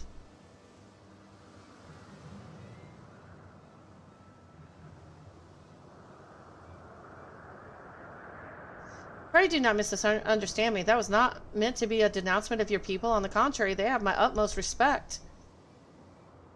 We are bound by our very nature. No matter how mighty we become, we are slaves to the whims of sleep.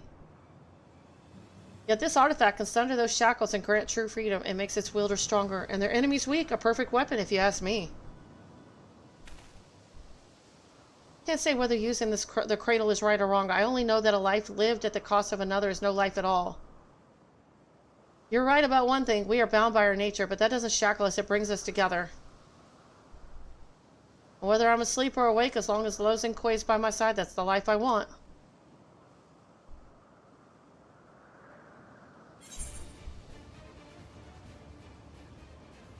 Show her no quarter, I'll be your shield.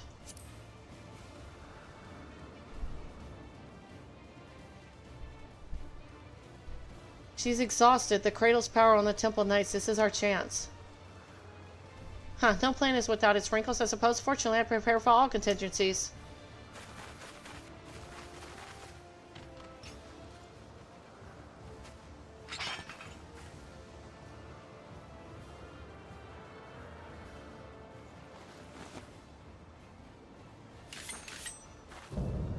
Ah, if I'd known you were a ninja. Oh, damn. Of course you wouldn't let me fight as a ninja against another ninja. No, that's not fair.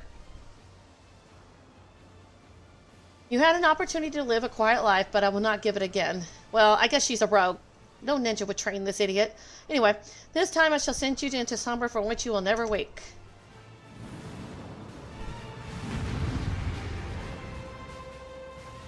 No fun.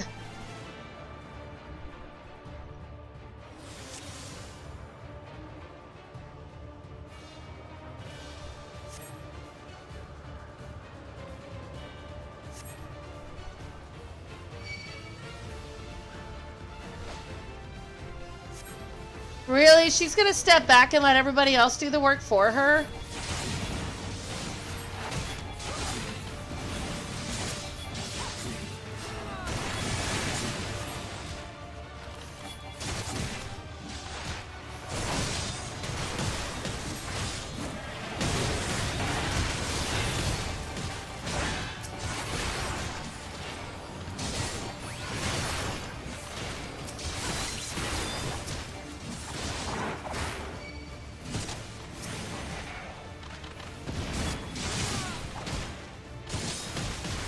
They're ignoring me!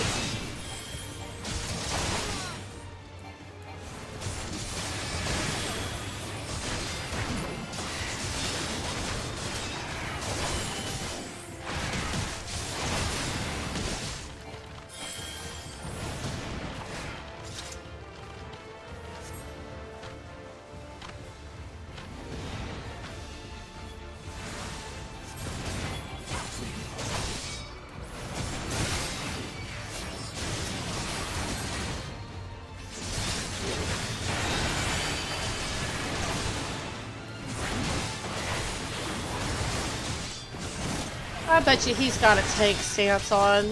That's just full malarkey.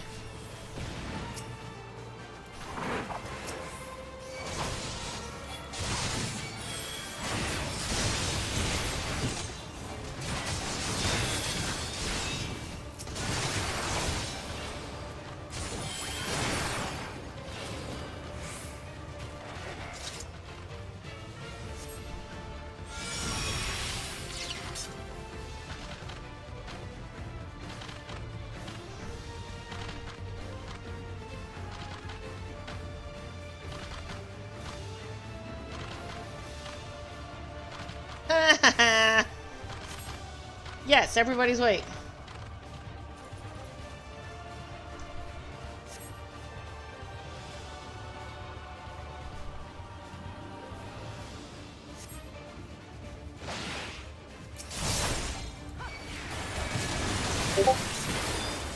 I love how all villains blame everybody but themselves. It's your bad planning.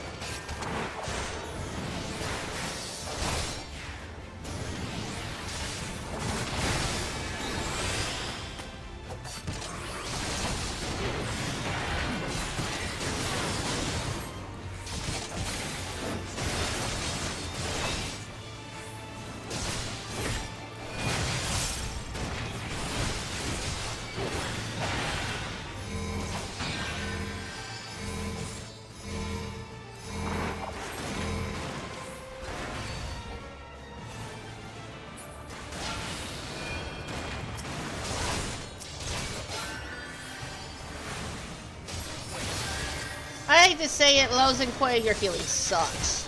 Ah. My heals can do better than that.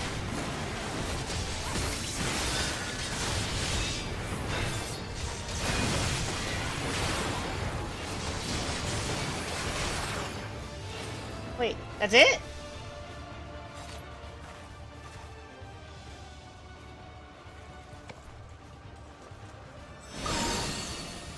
The artifact swells with power, it begs to be released.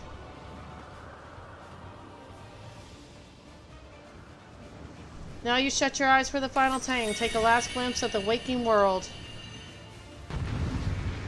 Oh, there's more. Okay, cool. I was like, it can't be over already. You know, Zaralja said the same thing when he used beast power.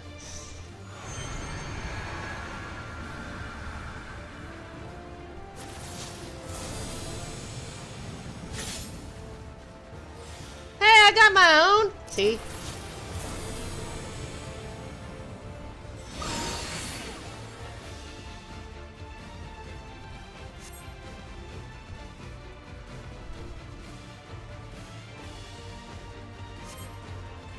Oh, he's fast asleep.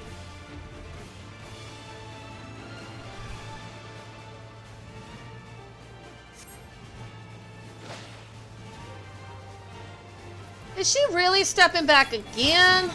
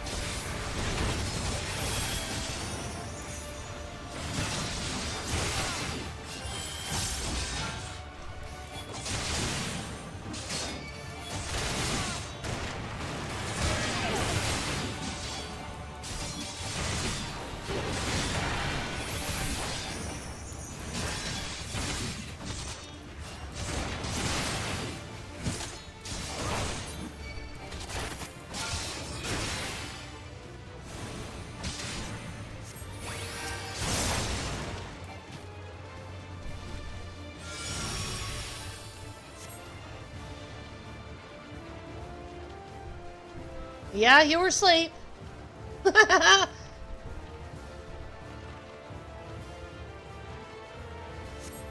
never thought that the dancing from those feathered bird brains was actually useful.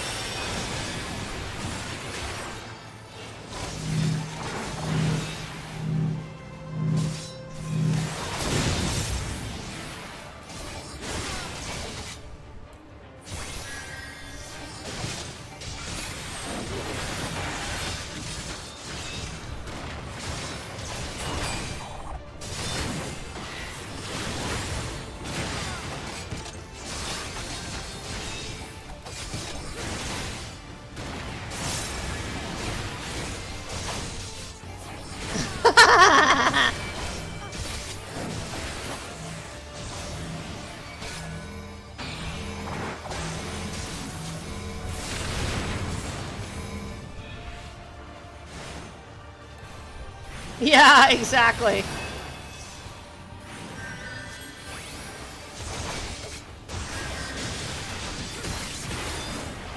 I don't know if I really like this quest that much. I don't know yet. I definitely like the one with Magni. That one was good. So, I don't know about this one. It's not horrible, but it's definitely not one of my favorites.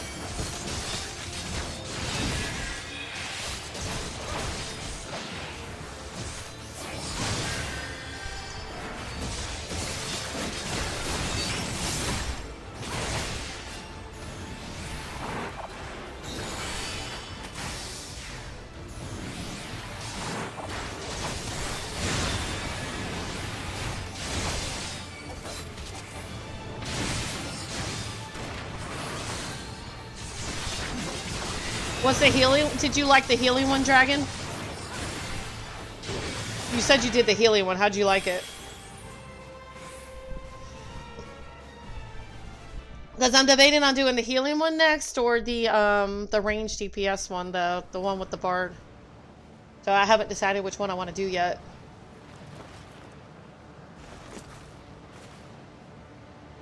Oh, you stubborn! You may have won today, but this is not over.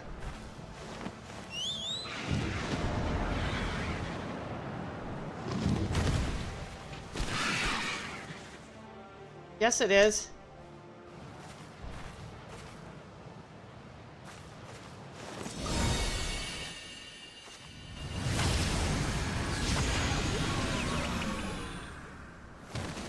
Oh my god! That was awesome! No, I needed a screenshot of that! Damn fool!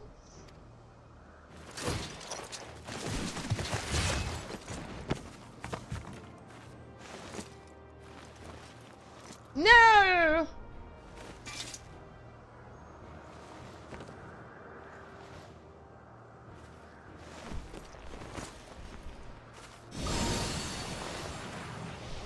Say goodnight, Leothine.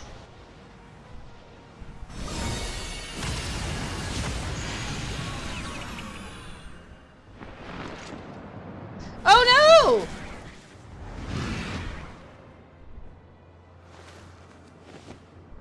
Don't you think you should have, like, taken her into custody instead of let her fall off? The wide-eye watches eternal, and eternal is the sleep it bestows. I mean, I didn't like the woman, but you should at least put her in jail. We finally stopped her. Yes, but we have someone else to worry about. Oh, leave me be. Let me dream of whatever it is I'm dreaming about. I like it. Just sleeping on the job. Leave me be.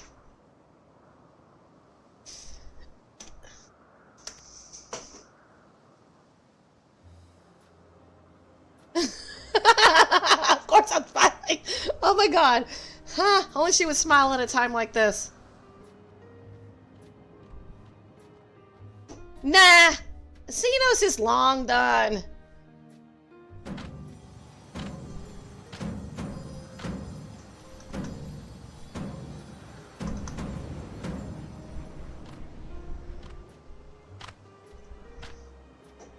She's awake! Não dá.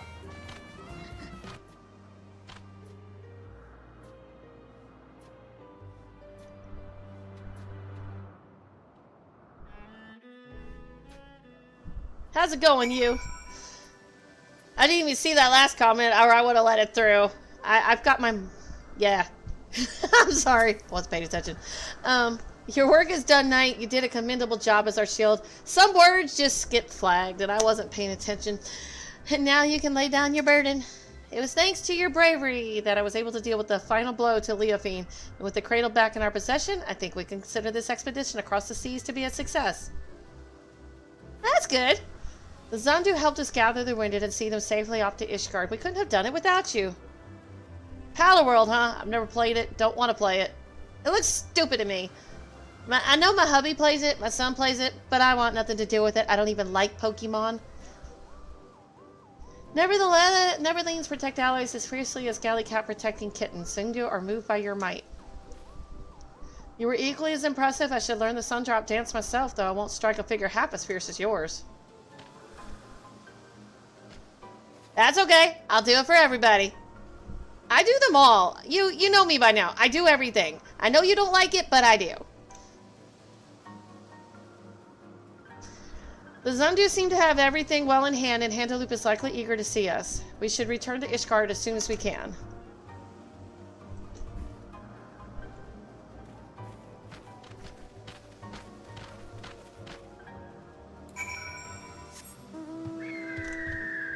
You don't get almost 4,000 quests in by skipping stuff. That's for sure.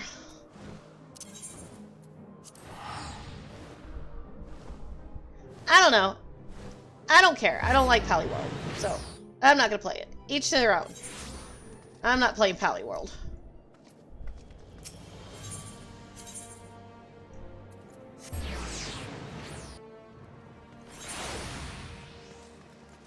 I know my kids like it. I just don't.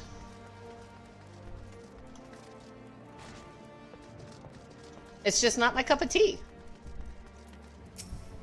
I don't even like tea. I don't like coffee. I'll drink tea over coffee. Coffee, You can keep the coffee. You can keep Palworld. I'm cool. I'm cool.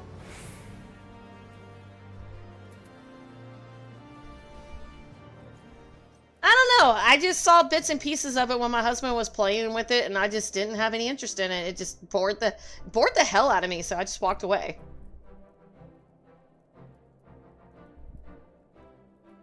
No, I don't play gacha games anymore. I totally don't play those anymore. I did it first, but that whole gacha system, no. I don't think you've seen my streams in a while, or you know I don't play those anymore.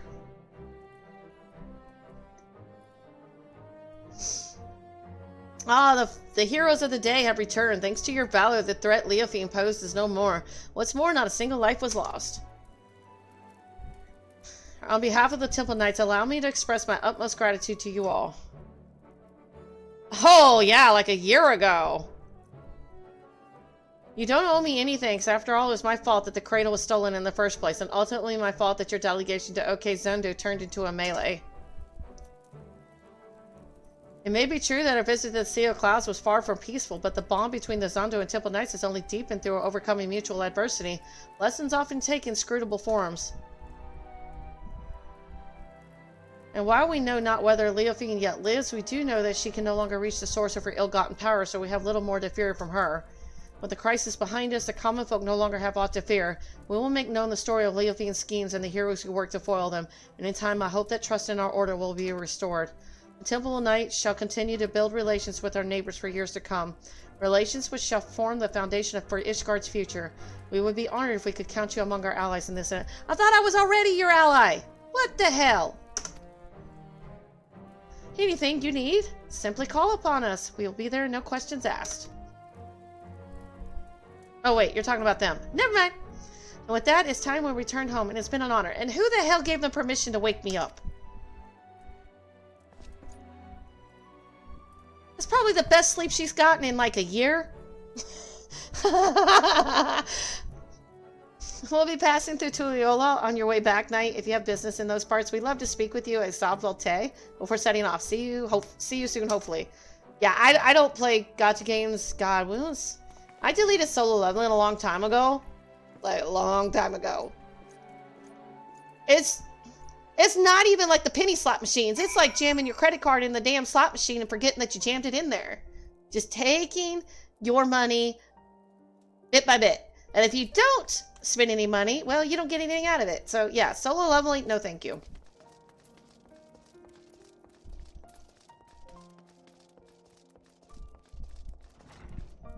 It's basically gambling. And it's very addicting. And for those that don't want to give into the system, well, they feel like they're losing out. No, I'm done with it. No, the anime's fine. The anime, and I prefer the manga anyway, but the anime's fine. I like the anime. If you could keep in mind that the anime and the manga are kind of different in their own respects, because they're jamming several chapters into one episode, but they're both good. I have not seen solo leveling abridged. We're not talking about sister leveling. I hope to God you're not talking about that, because that's retarded. I did see bits and pieces of that, and yeah, totally dumb. Totally dumb.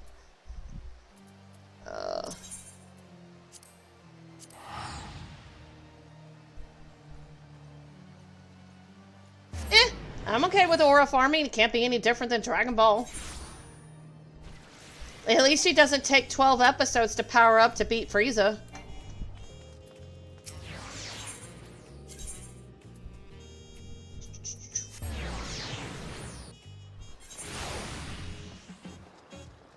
No buts. Again, it's one of those things. I like ye. I like ye a lot.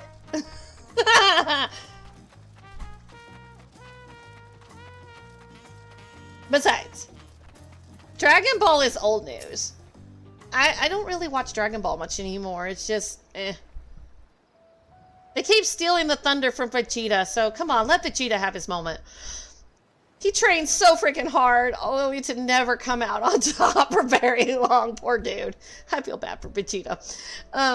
Tonight, there you are. I was afraid we wouldn't see you before we left. We arrived not long ago and apprised Baruch-Ibu of everything that happened.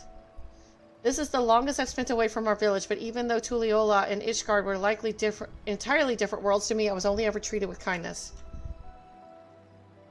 Is anything the matter, Tinatawa? Nothing, it's just something I've been thinking about. Our people have always been self-sufficient, but the Ishgardians and the Zundu showed that looking to your neighbor can reveal a way through the harshest difficulties.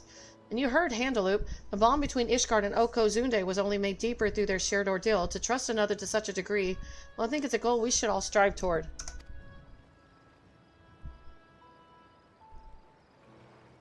Didn't he just go, didn't he go Super Saiyan 3 in the recent anime that they're doing on him where they got turned into kids or something? I thought he hit that. We have at least one friend like that, don't we? She who bent her ears to every note of the narwhal's lullaby without a shade of fear in her eyes. Thank you, Knight. For believing in us, for believing that no matter the outcome, your actions would not be in vain. In so doing, you taught me the worth of fighting alongside allies you can trust.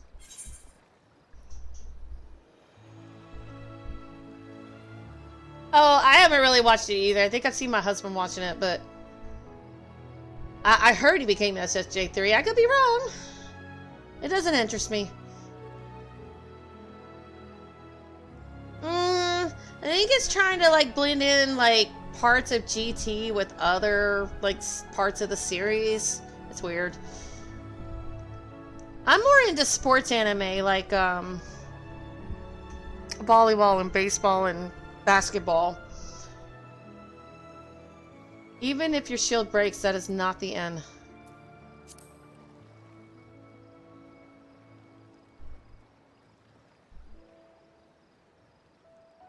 Yeah, it's like they're bringing back GT. You're right. It's our faith in our allies and their faith in us that gives us the courage to protect each other. But approaching someone with open arms doesn't mean they'll accept you. The relations between our people and our neighbors have been strained by generations of mistrust, and we must take care to mend them properly.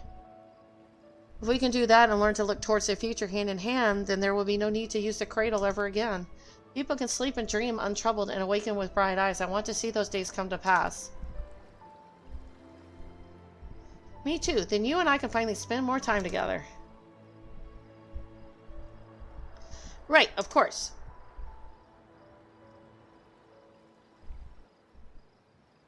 If we're going to see this future, then we should get back to our village. Then we'll be overjoyed to see the cradle return. Thank you for everything, Knight. Next time we meet, may we both have good news to share.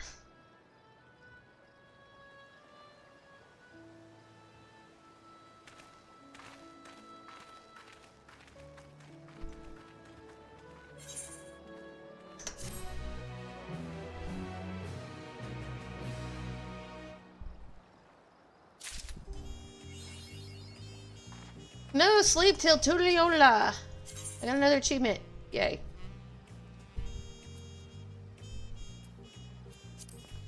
Alright.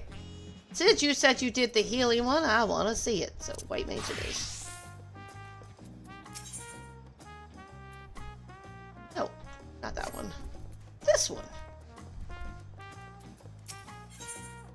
In the sting of things. Niffing gaze is transfixed upon the crowds until he spies you.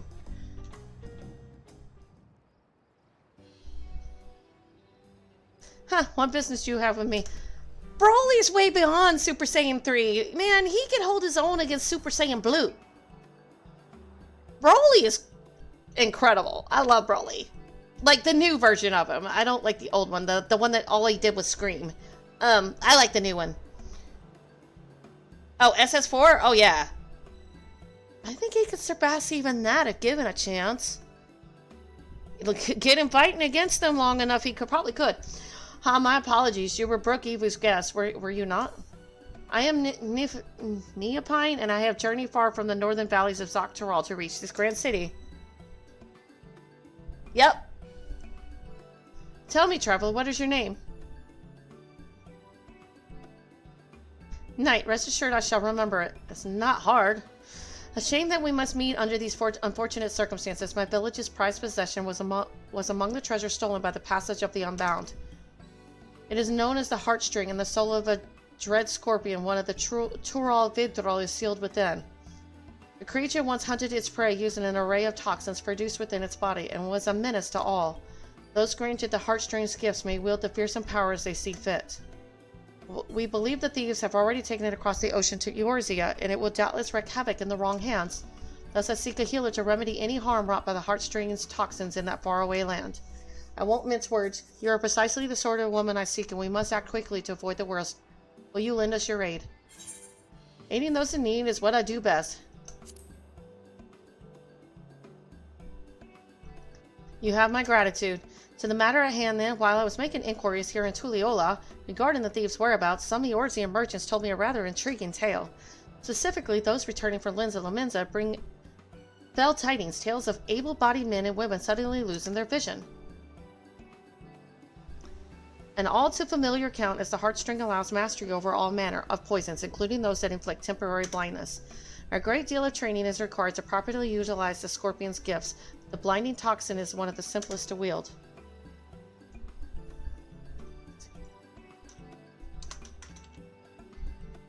Update that. Seems to me the brigands... What?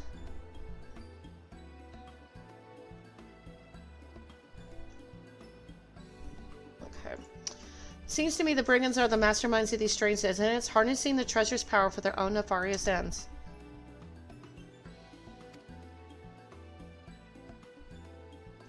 Lashkana, the village elder's daughter, makes for Limsa Lamensa in pursuit of the Heartstring.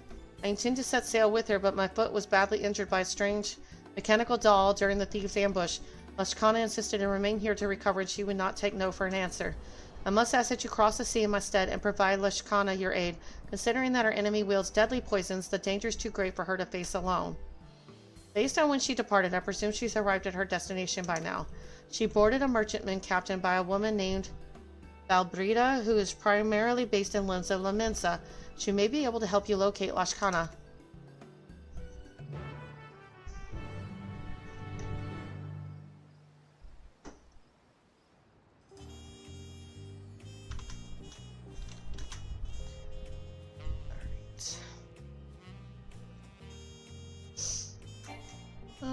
we're going to Limsa. Okay.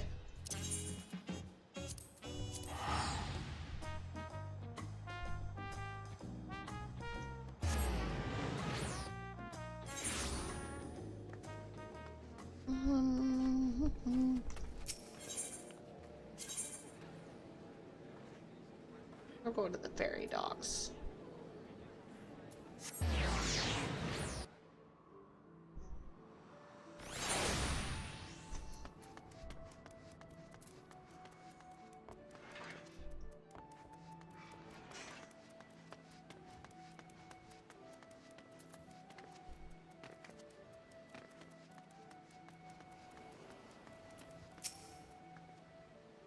Hi, I'm Brita, and if you were planning to sell your healing services to me and my crew, don't. My ship ain't setting sail for a short while. Looking for a Turali woman named Lashkana? Aye, she made the crossing with us, trying to retrieve some sort of treasure, as I recall. I told her Hawker's Alley was her best bet for the latest chatter, so you may find her wandering thereabouts. Keep an eye out for a Huron lass in a red tunic carrying a spear on her back. She can't have gone too far.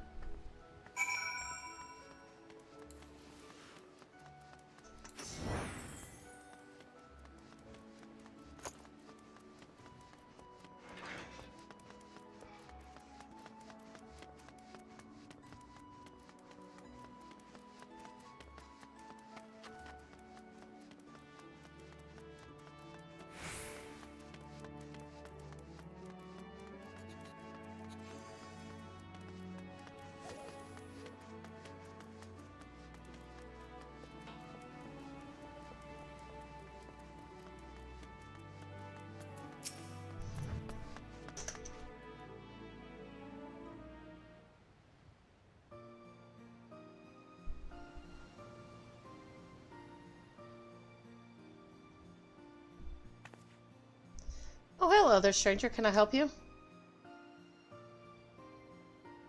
Nipine sent you to help, did he? Seeing as I've hit something of a dead end, your timing couldn't be better.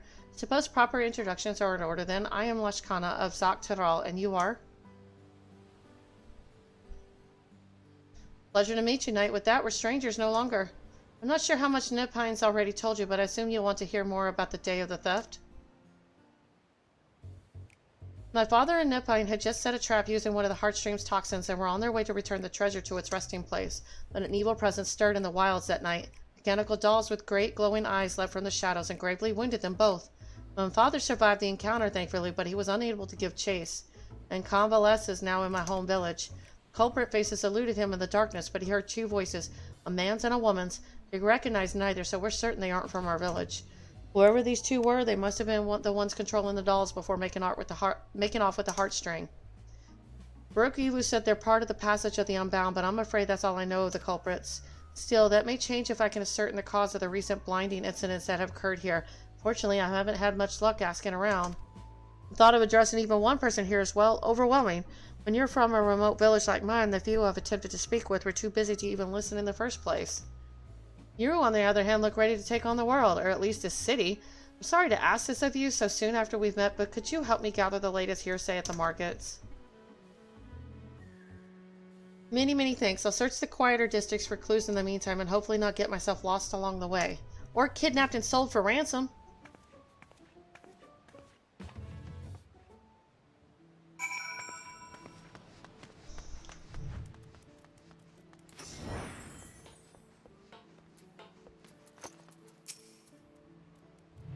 The recent chaos in the markets? I'm told the Yellow Jackets have been thoroughly investigating the matter in cooperation with the Adventurers Guild. If you're in a hurry, there's a Yellow Jacket making her rounds by way of the Fisherman's Guild. She'd be a good one to ask. Oh, I wonder if it's her. Oh my goodness, I hope it's not. Oh, she's mellowed out if it is.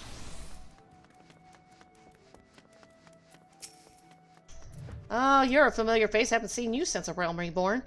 Blinding incidents. I know of them. Started with some bad fruit at a stall in Hawker's Alley. A few bites in and folks suddenly go writhing on the ground like beach sea serpents, claiming they can't see a bloody thing. Don't blame them for raising hells with the shopkeep neither. Poor sods couldn't move an ill until the treatment came in and they could see properly. Shopkeep was rightly furious about the whole ordeal, and it took it up with his longtime supplier, escalating into a real spectacle it did. Turns out the same problem was occurring at other stalls and with fruit from different suppliers. So it don't make sense to pin the blame on individual sellers that the whole supply chain's tainted. Even now, nobody knows what's causing it. Grim business, I tell you. Yeah, it means that if you can't trust what's coming in, they won't buy from you no more.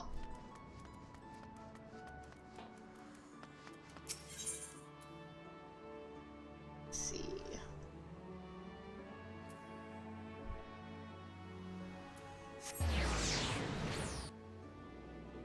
I don't know why I just didn't run.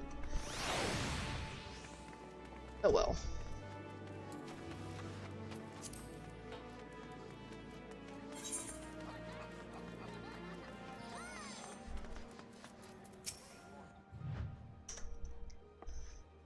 Why, yes, I know about the blinding incidents. I experienced it firsthand. I was rather peckish, so I purchased some fruit from a local stall and took a few bites on my way home, but before I knew it, my vision went dark. I stood there shaking and cried, terrified of what would happen if the darkness ever faded. I thought I was alone until I heard a woman nearby howling with laughter.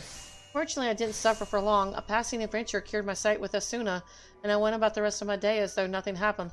And I haven't been able to look at fruit the same way since. That sucks. Let's see. Where did that woman go?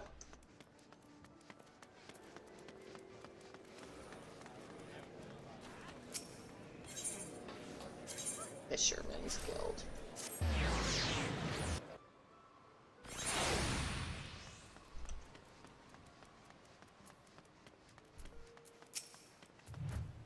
Nope, you're not the yellow jacket I was thinking. So it'll be good you're Night Moon, aren't you? The Night Moon. It's an honor to meet the realm's vaunted hero up close. Is there aught I can assist you with? I hear all sorts on my rounds, so if it's information you're after, you've come to the right person. Oh yes, the serial blindings. They're causing a terrible ruckus around here. You know, a woman in red came this way a few moments ago to ask about the very same. I take it you two are acquainted? Ah, I thought so. As I told her, another incident was reported yesterday morning. The victim brought fruit from a local vendor, took a few bites, and temporarily lost vision, same as the rest. The vendor in question was last seen to the south of Octant, so I'm headed to there next to follow their trail. You're welcome to join me if it'll help your investigation. Oh, let's see. Which way are we going?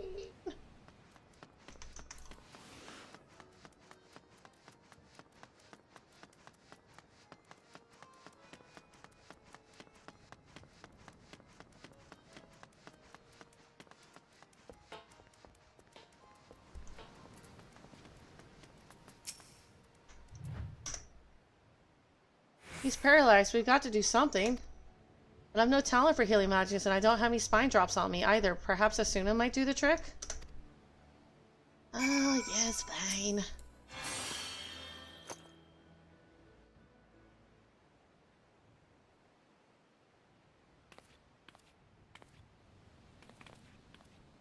I'm healed. Oh, thank the 12, and you lot, of course. Excellent work, Knight. On behalf of the Yellow Jackets, I owe you my thanks as well. Now, I hate to ruin the mood, but I'll need to report this to my superiors. Could you tell us what transpired here before we found you, sir? It was awful, just awful, I tell you. I was walking home after another arduous day at work, minding my own business, when a Lalafella merchant suddenly called out to me. You, my good man, look exhausted, he said. Why not soothe your weary spirit and fill your empty belly with one of the realm's sweetest apples? You've earned it. Nay, you deserve it. Oh man, why am I suddenly thinking of the Wicked Witch and the Seven Dwarves and Snow White? He's gonna fall into a deep slumber and never awaken. 'Cause dudes... Yeah, never mind. I'm not gonna say that. But anyway, he'll never awaken ever again. Unless you got Asuna. 'Twas a tempting sales pitch, but I wasn't keen to gamble on potentially cursed fruit. Sensing my apprehension, he proudly declared his merchandise is safe to see. Never trust anybody that says your stuff is safe to eat. He sounded sincere enough, even took a bite of the apple himself. No tainted fruit here, he boasted just normal, honest to God's produce.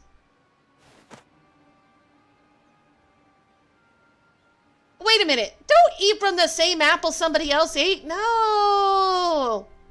Never eat from somebody else. Why? So dumb. He sold me the apple at a reasonable discount, and all seemed well. Of course he'd sell it at a discount. He ate it. That's gross.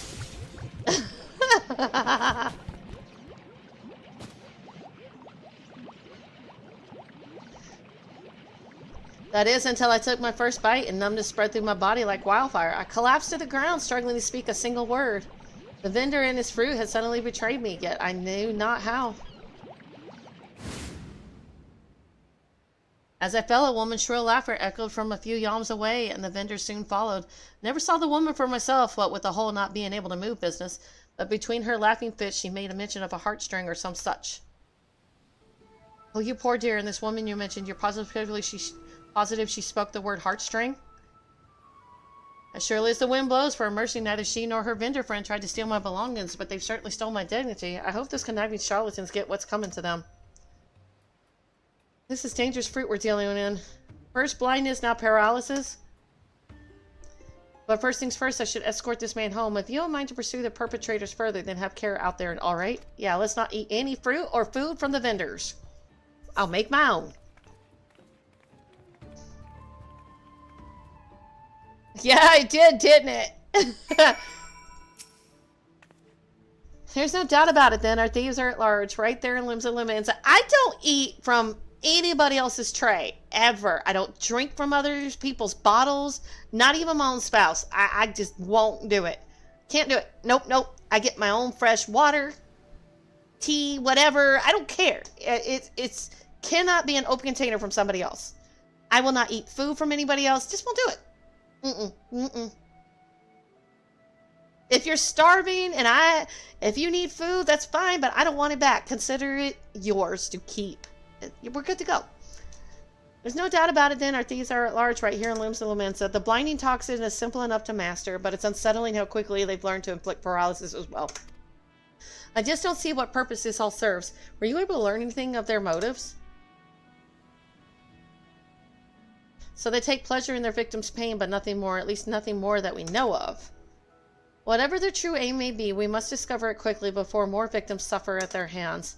A hunter must adapt to their environment if they wish to snare their prey, but I have so much to learn about this place. Still, I've tracked them this far, which is a good start. For the time being, I like to petition those officers in yellow for any new information they acquire on the Heartstrings' whereabouts. If no, when we come across any promising leads, I hope I can count on your support again. Be right back. I'm gonna get something to drink.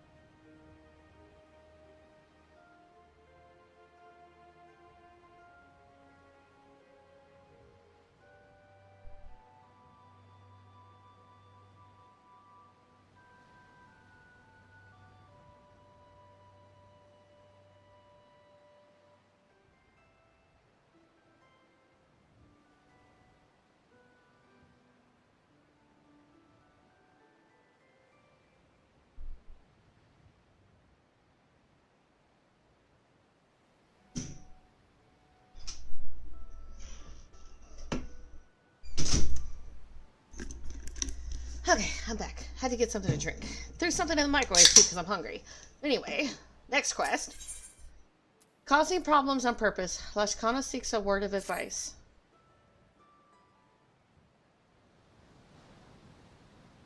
Say, Knight, can you spare a moment? I'll try to start on a positive note then. The good news is that there have been no further incidents involving poison fruit. Well, thank you. I should be happy about that.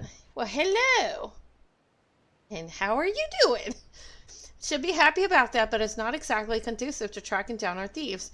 Despite my best attempts, my investigation's at a standstill.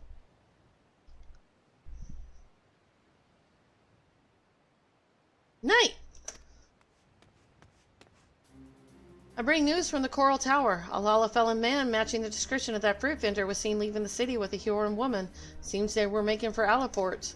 We've increased patrols of late, so if I had to guess, the culprits are finding it harder to operate within the city. Seems we forced them to withdraw for the time being. Allaport, you say? That's on this island, isn't it? Yes, that's right. It's possible to go on foot, but the ferry by the Fisherman's Guild can take you straight there. While we Yellow Jackets must continue to keep an eye on things here, it's reassuring to know an adventurer of Knight's caliber is on the case. If you plan to pursue the suspects, Allaport's your best bet. Oh, is it really? That said, I should get back to work. It was an honor to meet you and your friend Knight. Safe travels to you both, and give those crooks a good thrashing for me. They're open right now, over in the Goblet. What, you said Goblet, the Goblet Ward 19?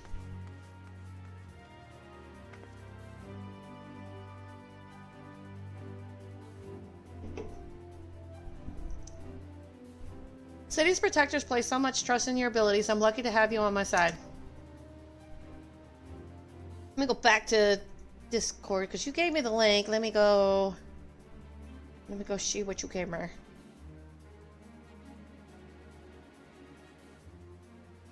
I've been waiting all week for this. Let's see, what'd you send me? What'd you send me?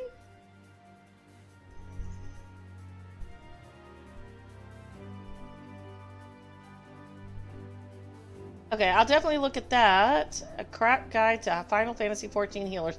Oh, I definitely gotta look at that, Dragon. I definitely will look at that. Okay. VY sent me a link not too long ago. Have we talked that much since then? Wow. There it is. Let's see, Goblet. Ward 16, P5. I don't even know how to read the numbers in there. Let me see. Primal, Hyperion, Unwritten. Okay.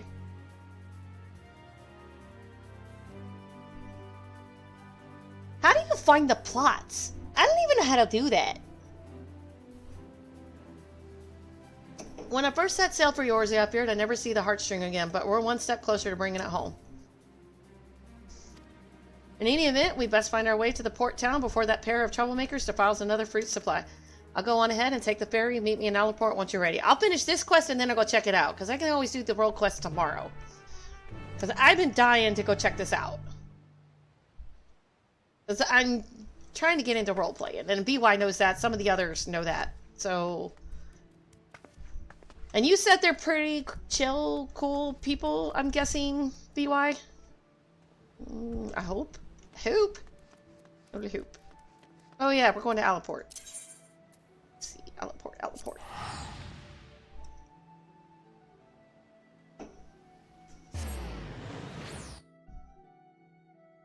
Trying to remember where the goblet's at.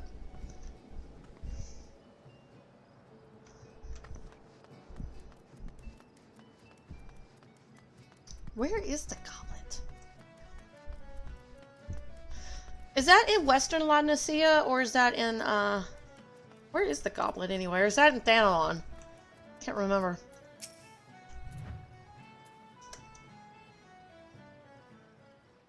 I think it's in Western Thanalon. Ah, there you are, Knight. You're a welcome sight among such unfamiliar scenery. The ferry skipper was eager to teach me all about this area on the ride here, so I believe I have a general idea of what's what. I won't want to lose my bearings on a hunt this important. I asked him about our merchants, but he said he hadn't seen a pair like that. The skipper did mention another merchant, though, one who's well versed in the comings and goings of his fellow traders. If anyone sighted our unlikely duo, it's him. Let's hope it's enough to put us on the culprit's trail again. The merchant we seek should be peddling his wares by the gates to Skull Valley, so let's start there.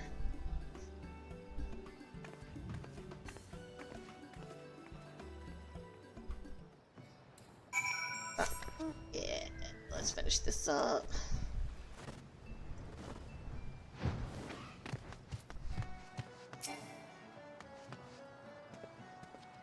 Hey, can I help you? A lot of fellow and a hero traveling together. I've spied them, though I've never seen them before. They certainly made an impression. They sold some potions and elixirs to a pair of fresh-faced adventurers on the cheap, from what I could tell. Those merchants really are our culprits, and those potions are most likely tainted with toxins. Toxins, you say? That don't bode well. The adventurers who bought them, a marauder named Wesselum and a conjurer named Zerig, already left for their next job. Said they were escorting one of the local farmers over to Swiftperch. They're good lads, the two of them. They've been making life easier for the small folk here ever since they've arrived. And I hate to see something happen to them. Someone needs to warn them about those potions right quick. Leave that to us. Swiftperch is southeast of here, yes? Let's find them before the poison takes hold.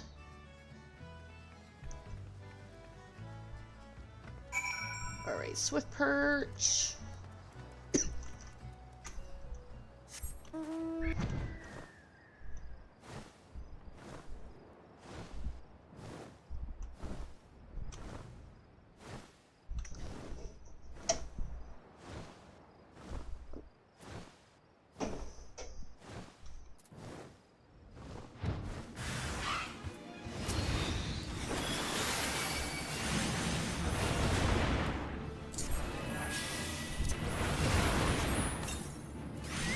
I gotta remember what my... Oh yeah, that ability.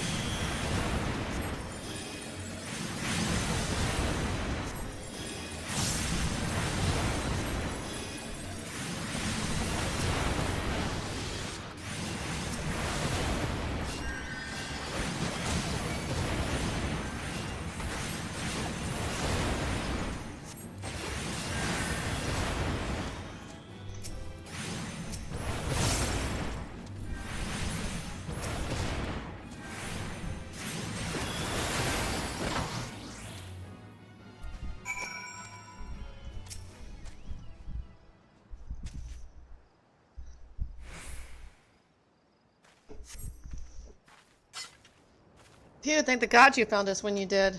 Those potion sellers must have swindled us. One draught of elixir was all it took to send Zarug into the most furious bit of hiccups I've ever seen.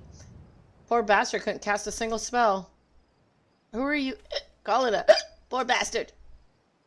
If the heartstrings toxins are at work here, we should be able to cleanse them with Asuna just like last time. I'm sorry, did you say, oh, sod it? We'll have plenty of time to chat after Zarug stops hiccuping up a storm. I hate to ask more of you, but if you could cast Asuna on my partner, it'd be much appreciated.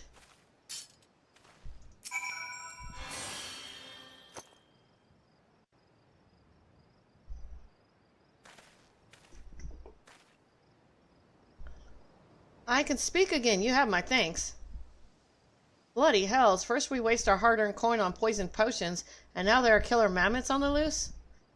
What's the world coming to?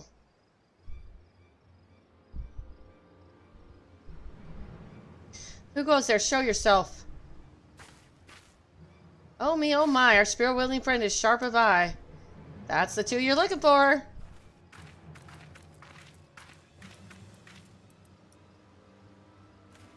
You're the frauds from Alaport. Oh, why, yes, and watching your scrawny compatriots suffer was the highlight of our day. I admit the poison was meant to silence him, but hiccups, 'twas comedy at its finest. Perhaps the elixir reacted with the venom. Regardless, we've had our fill of fun from the results, so I shan't complain.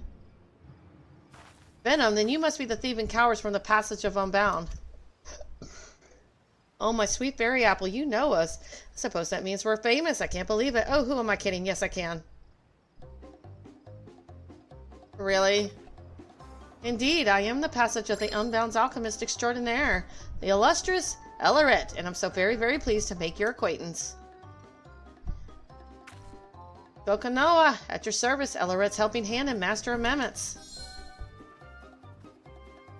Your garb is ever so familiar to me, my dear. Ah, don't tell me you hail from that little village in Tyrol, don't you? My goodness, you've come a long way. How was the voyage? Enjoying the sights? Enough. You've got a lot of explaining to do, starting with the reason you took the heartstring. Is this part of your organization's grand scheme? Well, the apple bites back. 'Tis true that my unbound compatriots harbor lofty ambitions, yes, but I have no interest in overthrowing nations. I merely crave the mires of chaos they've promised me. I am to bring more laughter into this dreary world, one mischief and a few handy poisons at a time. Kananoa and I are having oodles of fun expanding our repertoire of toxic treats. Yet there's no greater kill to our thrills than a healer who can whisk our hard work away. Unless, of course, I master a toxin even she can't cure. Ooh, I do love a challenge. Now I hate to... Oh, man. Are you taking lessons from Nashu? Now I hate to leave you, my dears, but our work here is done and we have a busy schedule ahead of us. Mammoths to men, Minimus Misties to master. Ta-ta for now. No, wait, damn you.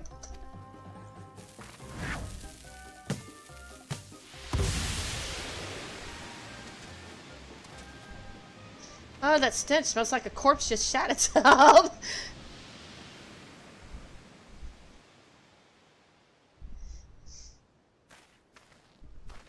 This odor is too much to bear. Take me home to the 12-Sword Wislam. The air is clearer there. Oh no, don't you dare give out on me, Zarug. We've still got a job to do. We mustn't keep our client waiting any longer, but we're in your debt. Thank you again for everything, Mr. Lashkana, and this here is Night. Take care of each other out there.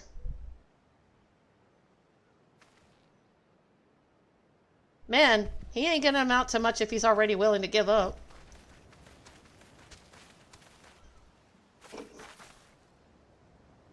Much as I like to track down the Unbound, I know better than to tread further into their territory without a plan. For now, I think it best we return to Limbs and Lamensa.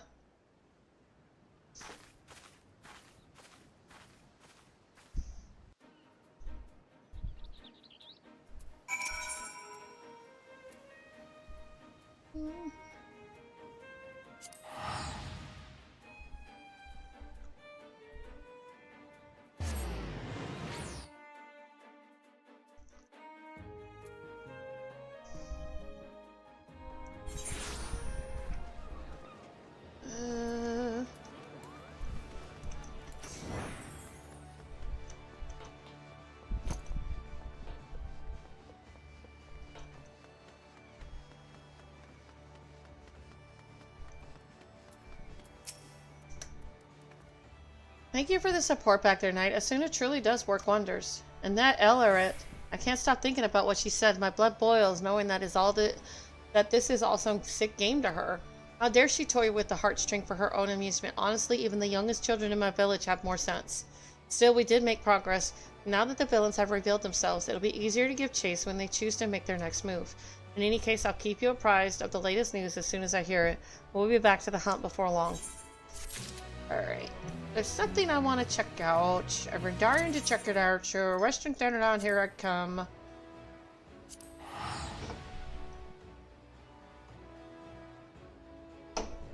It's either that or Northern Thanos.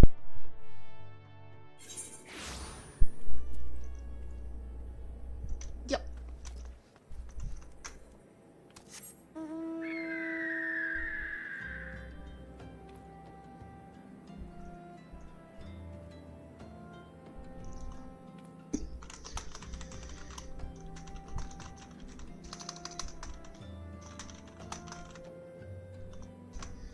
Alright, update. There we go. Put this on it. Go check this out.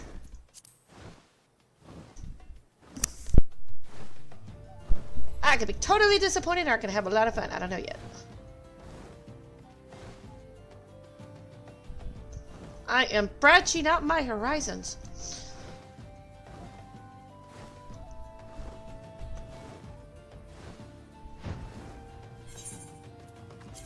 Okay, Ward 19. Plot 5. So is this plot 5? Like this. Okay.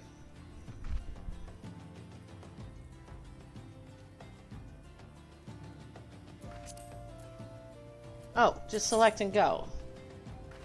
Oh, wait. Oh, you said plot 16? Yeah, oh, 16. My bad. Okay.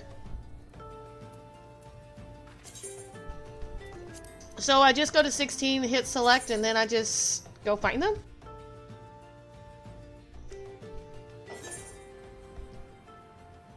Okay, so how do I find plot 5?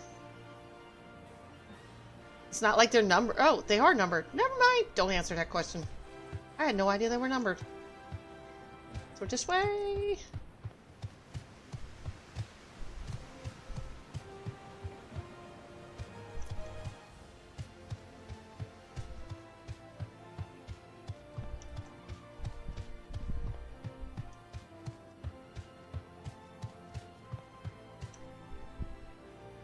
I guess this way? I could be wrong. Nope, that's plot 3. Maybe.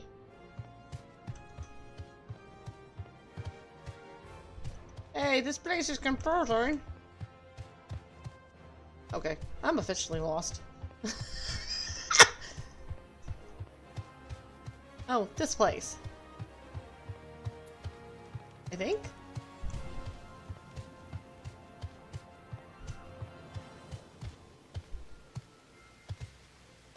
Do I just go in?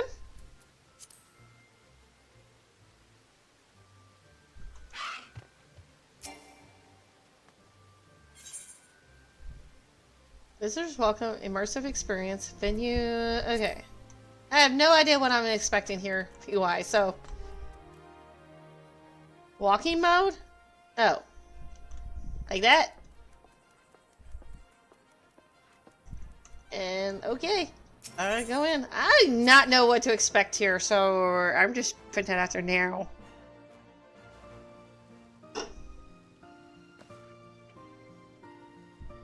What do? Just go sit?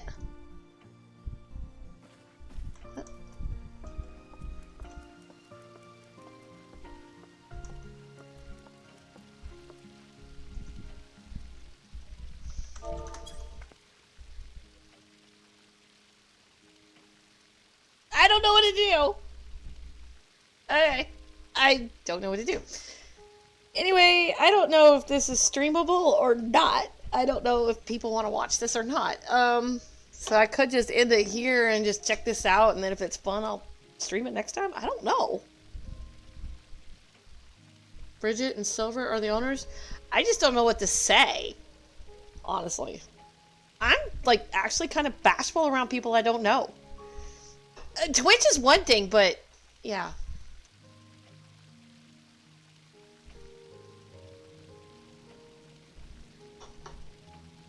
Do I just wave, I guess? You've done role-playing before, so what do? Just wave?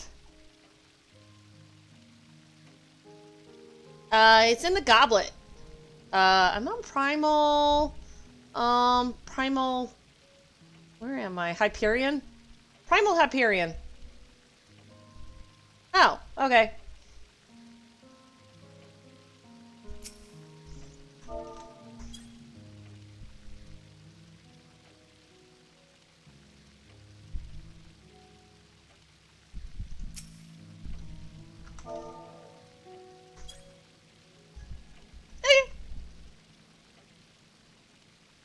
I'm just trying role-playing out. Yes, they do! I did go to the quicksand. It wasn't that interesting. It actually bored me to tears.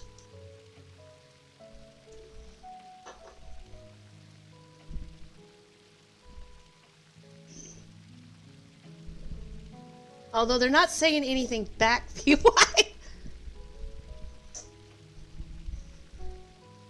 Anyway, I'm probably going to go ahead and end it here, and, nah, I wasn't too comfortable with Balmog. No, they're not. I just know it's not on Dynamis. It's not just on there's just nothing like that this on Dynamis. So, but I'm going to go ahead and,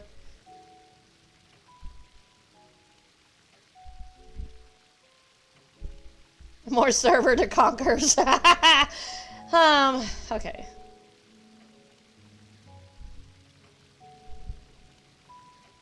Oh, okay, I'm gonna find somebody to raid out to.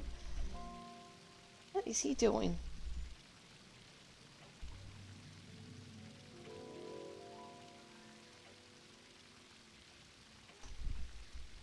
Good night, Radman. I'm gonna check this out, and if it's any fun, I'll definitely stream it later. I just want to check it out and see what it's about. I don't want to bore people to death with it, so this would be something I'm gonna check out. I've been waiting for this all week anyway, so I will see everybody sometime tomorrow after work. I'm gonna raid out to Cab the Cat because they've raided my channel before, so we'll see what they're about. And I'll continue Healer Role Quest and probably the range DPS tomorrow. So, ta-ta for now, everybody's.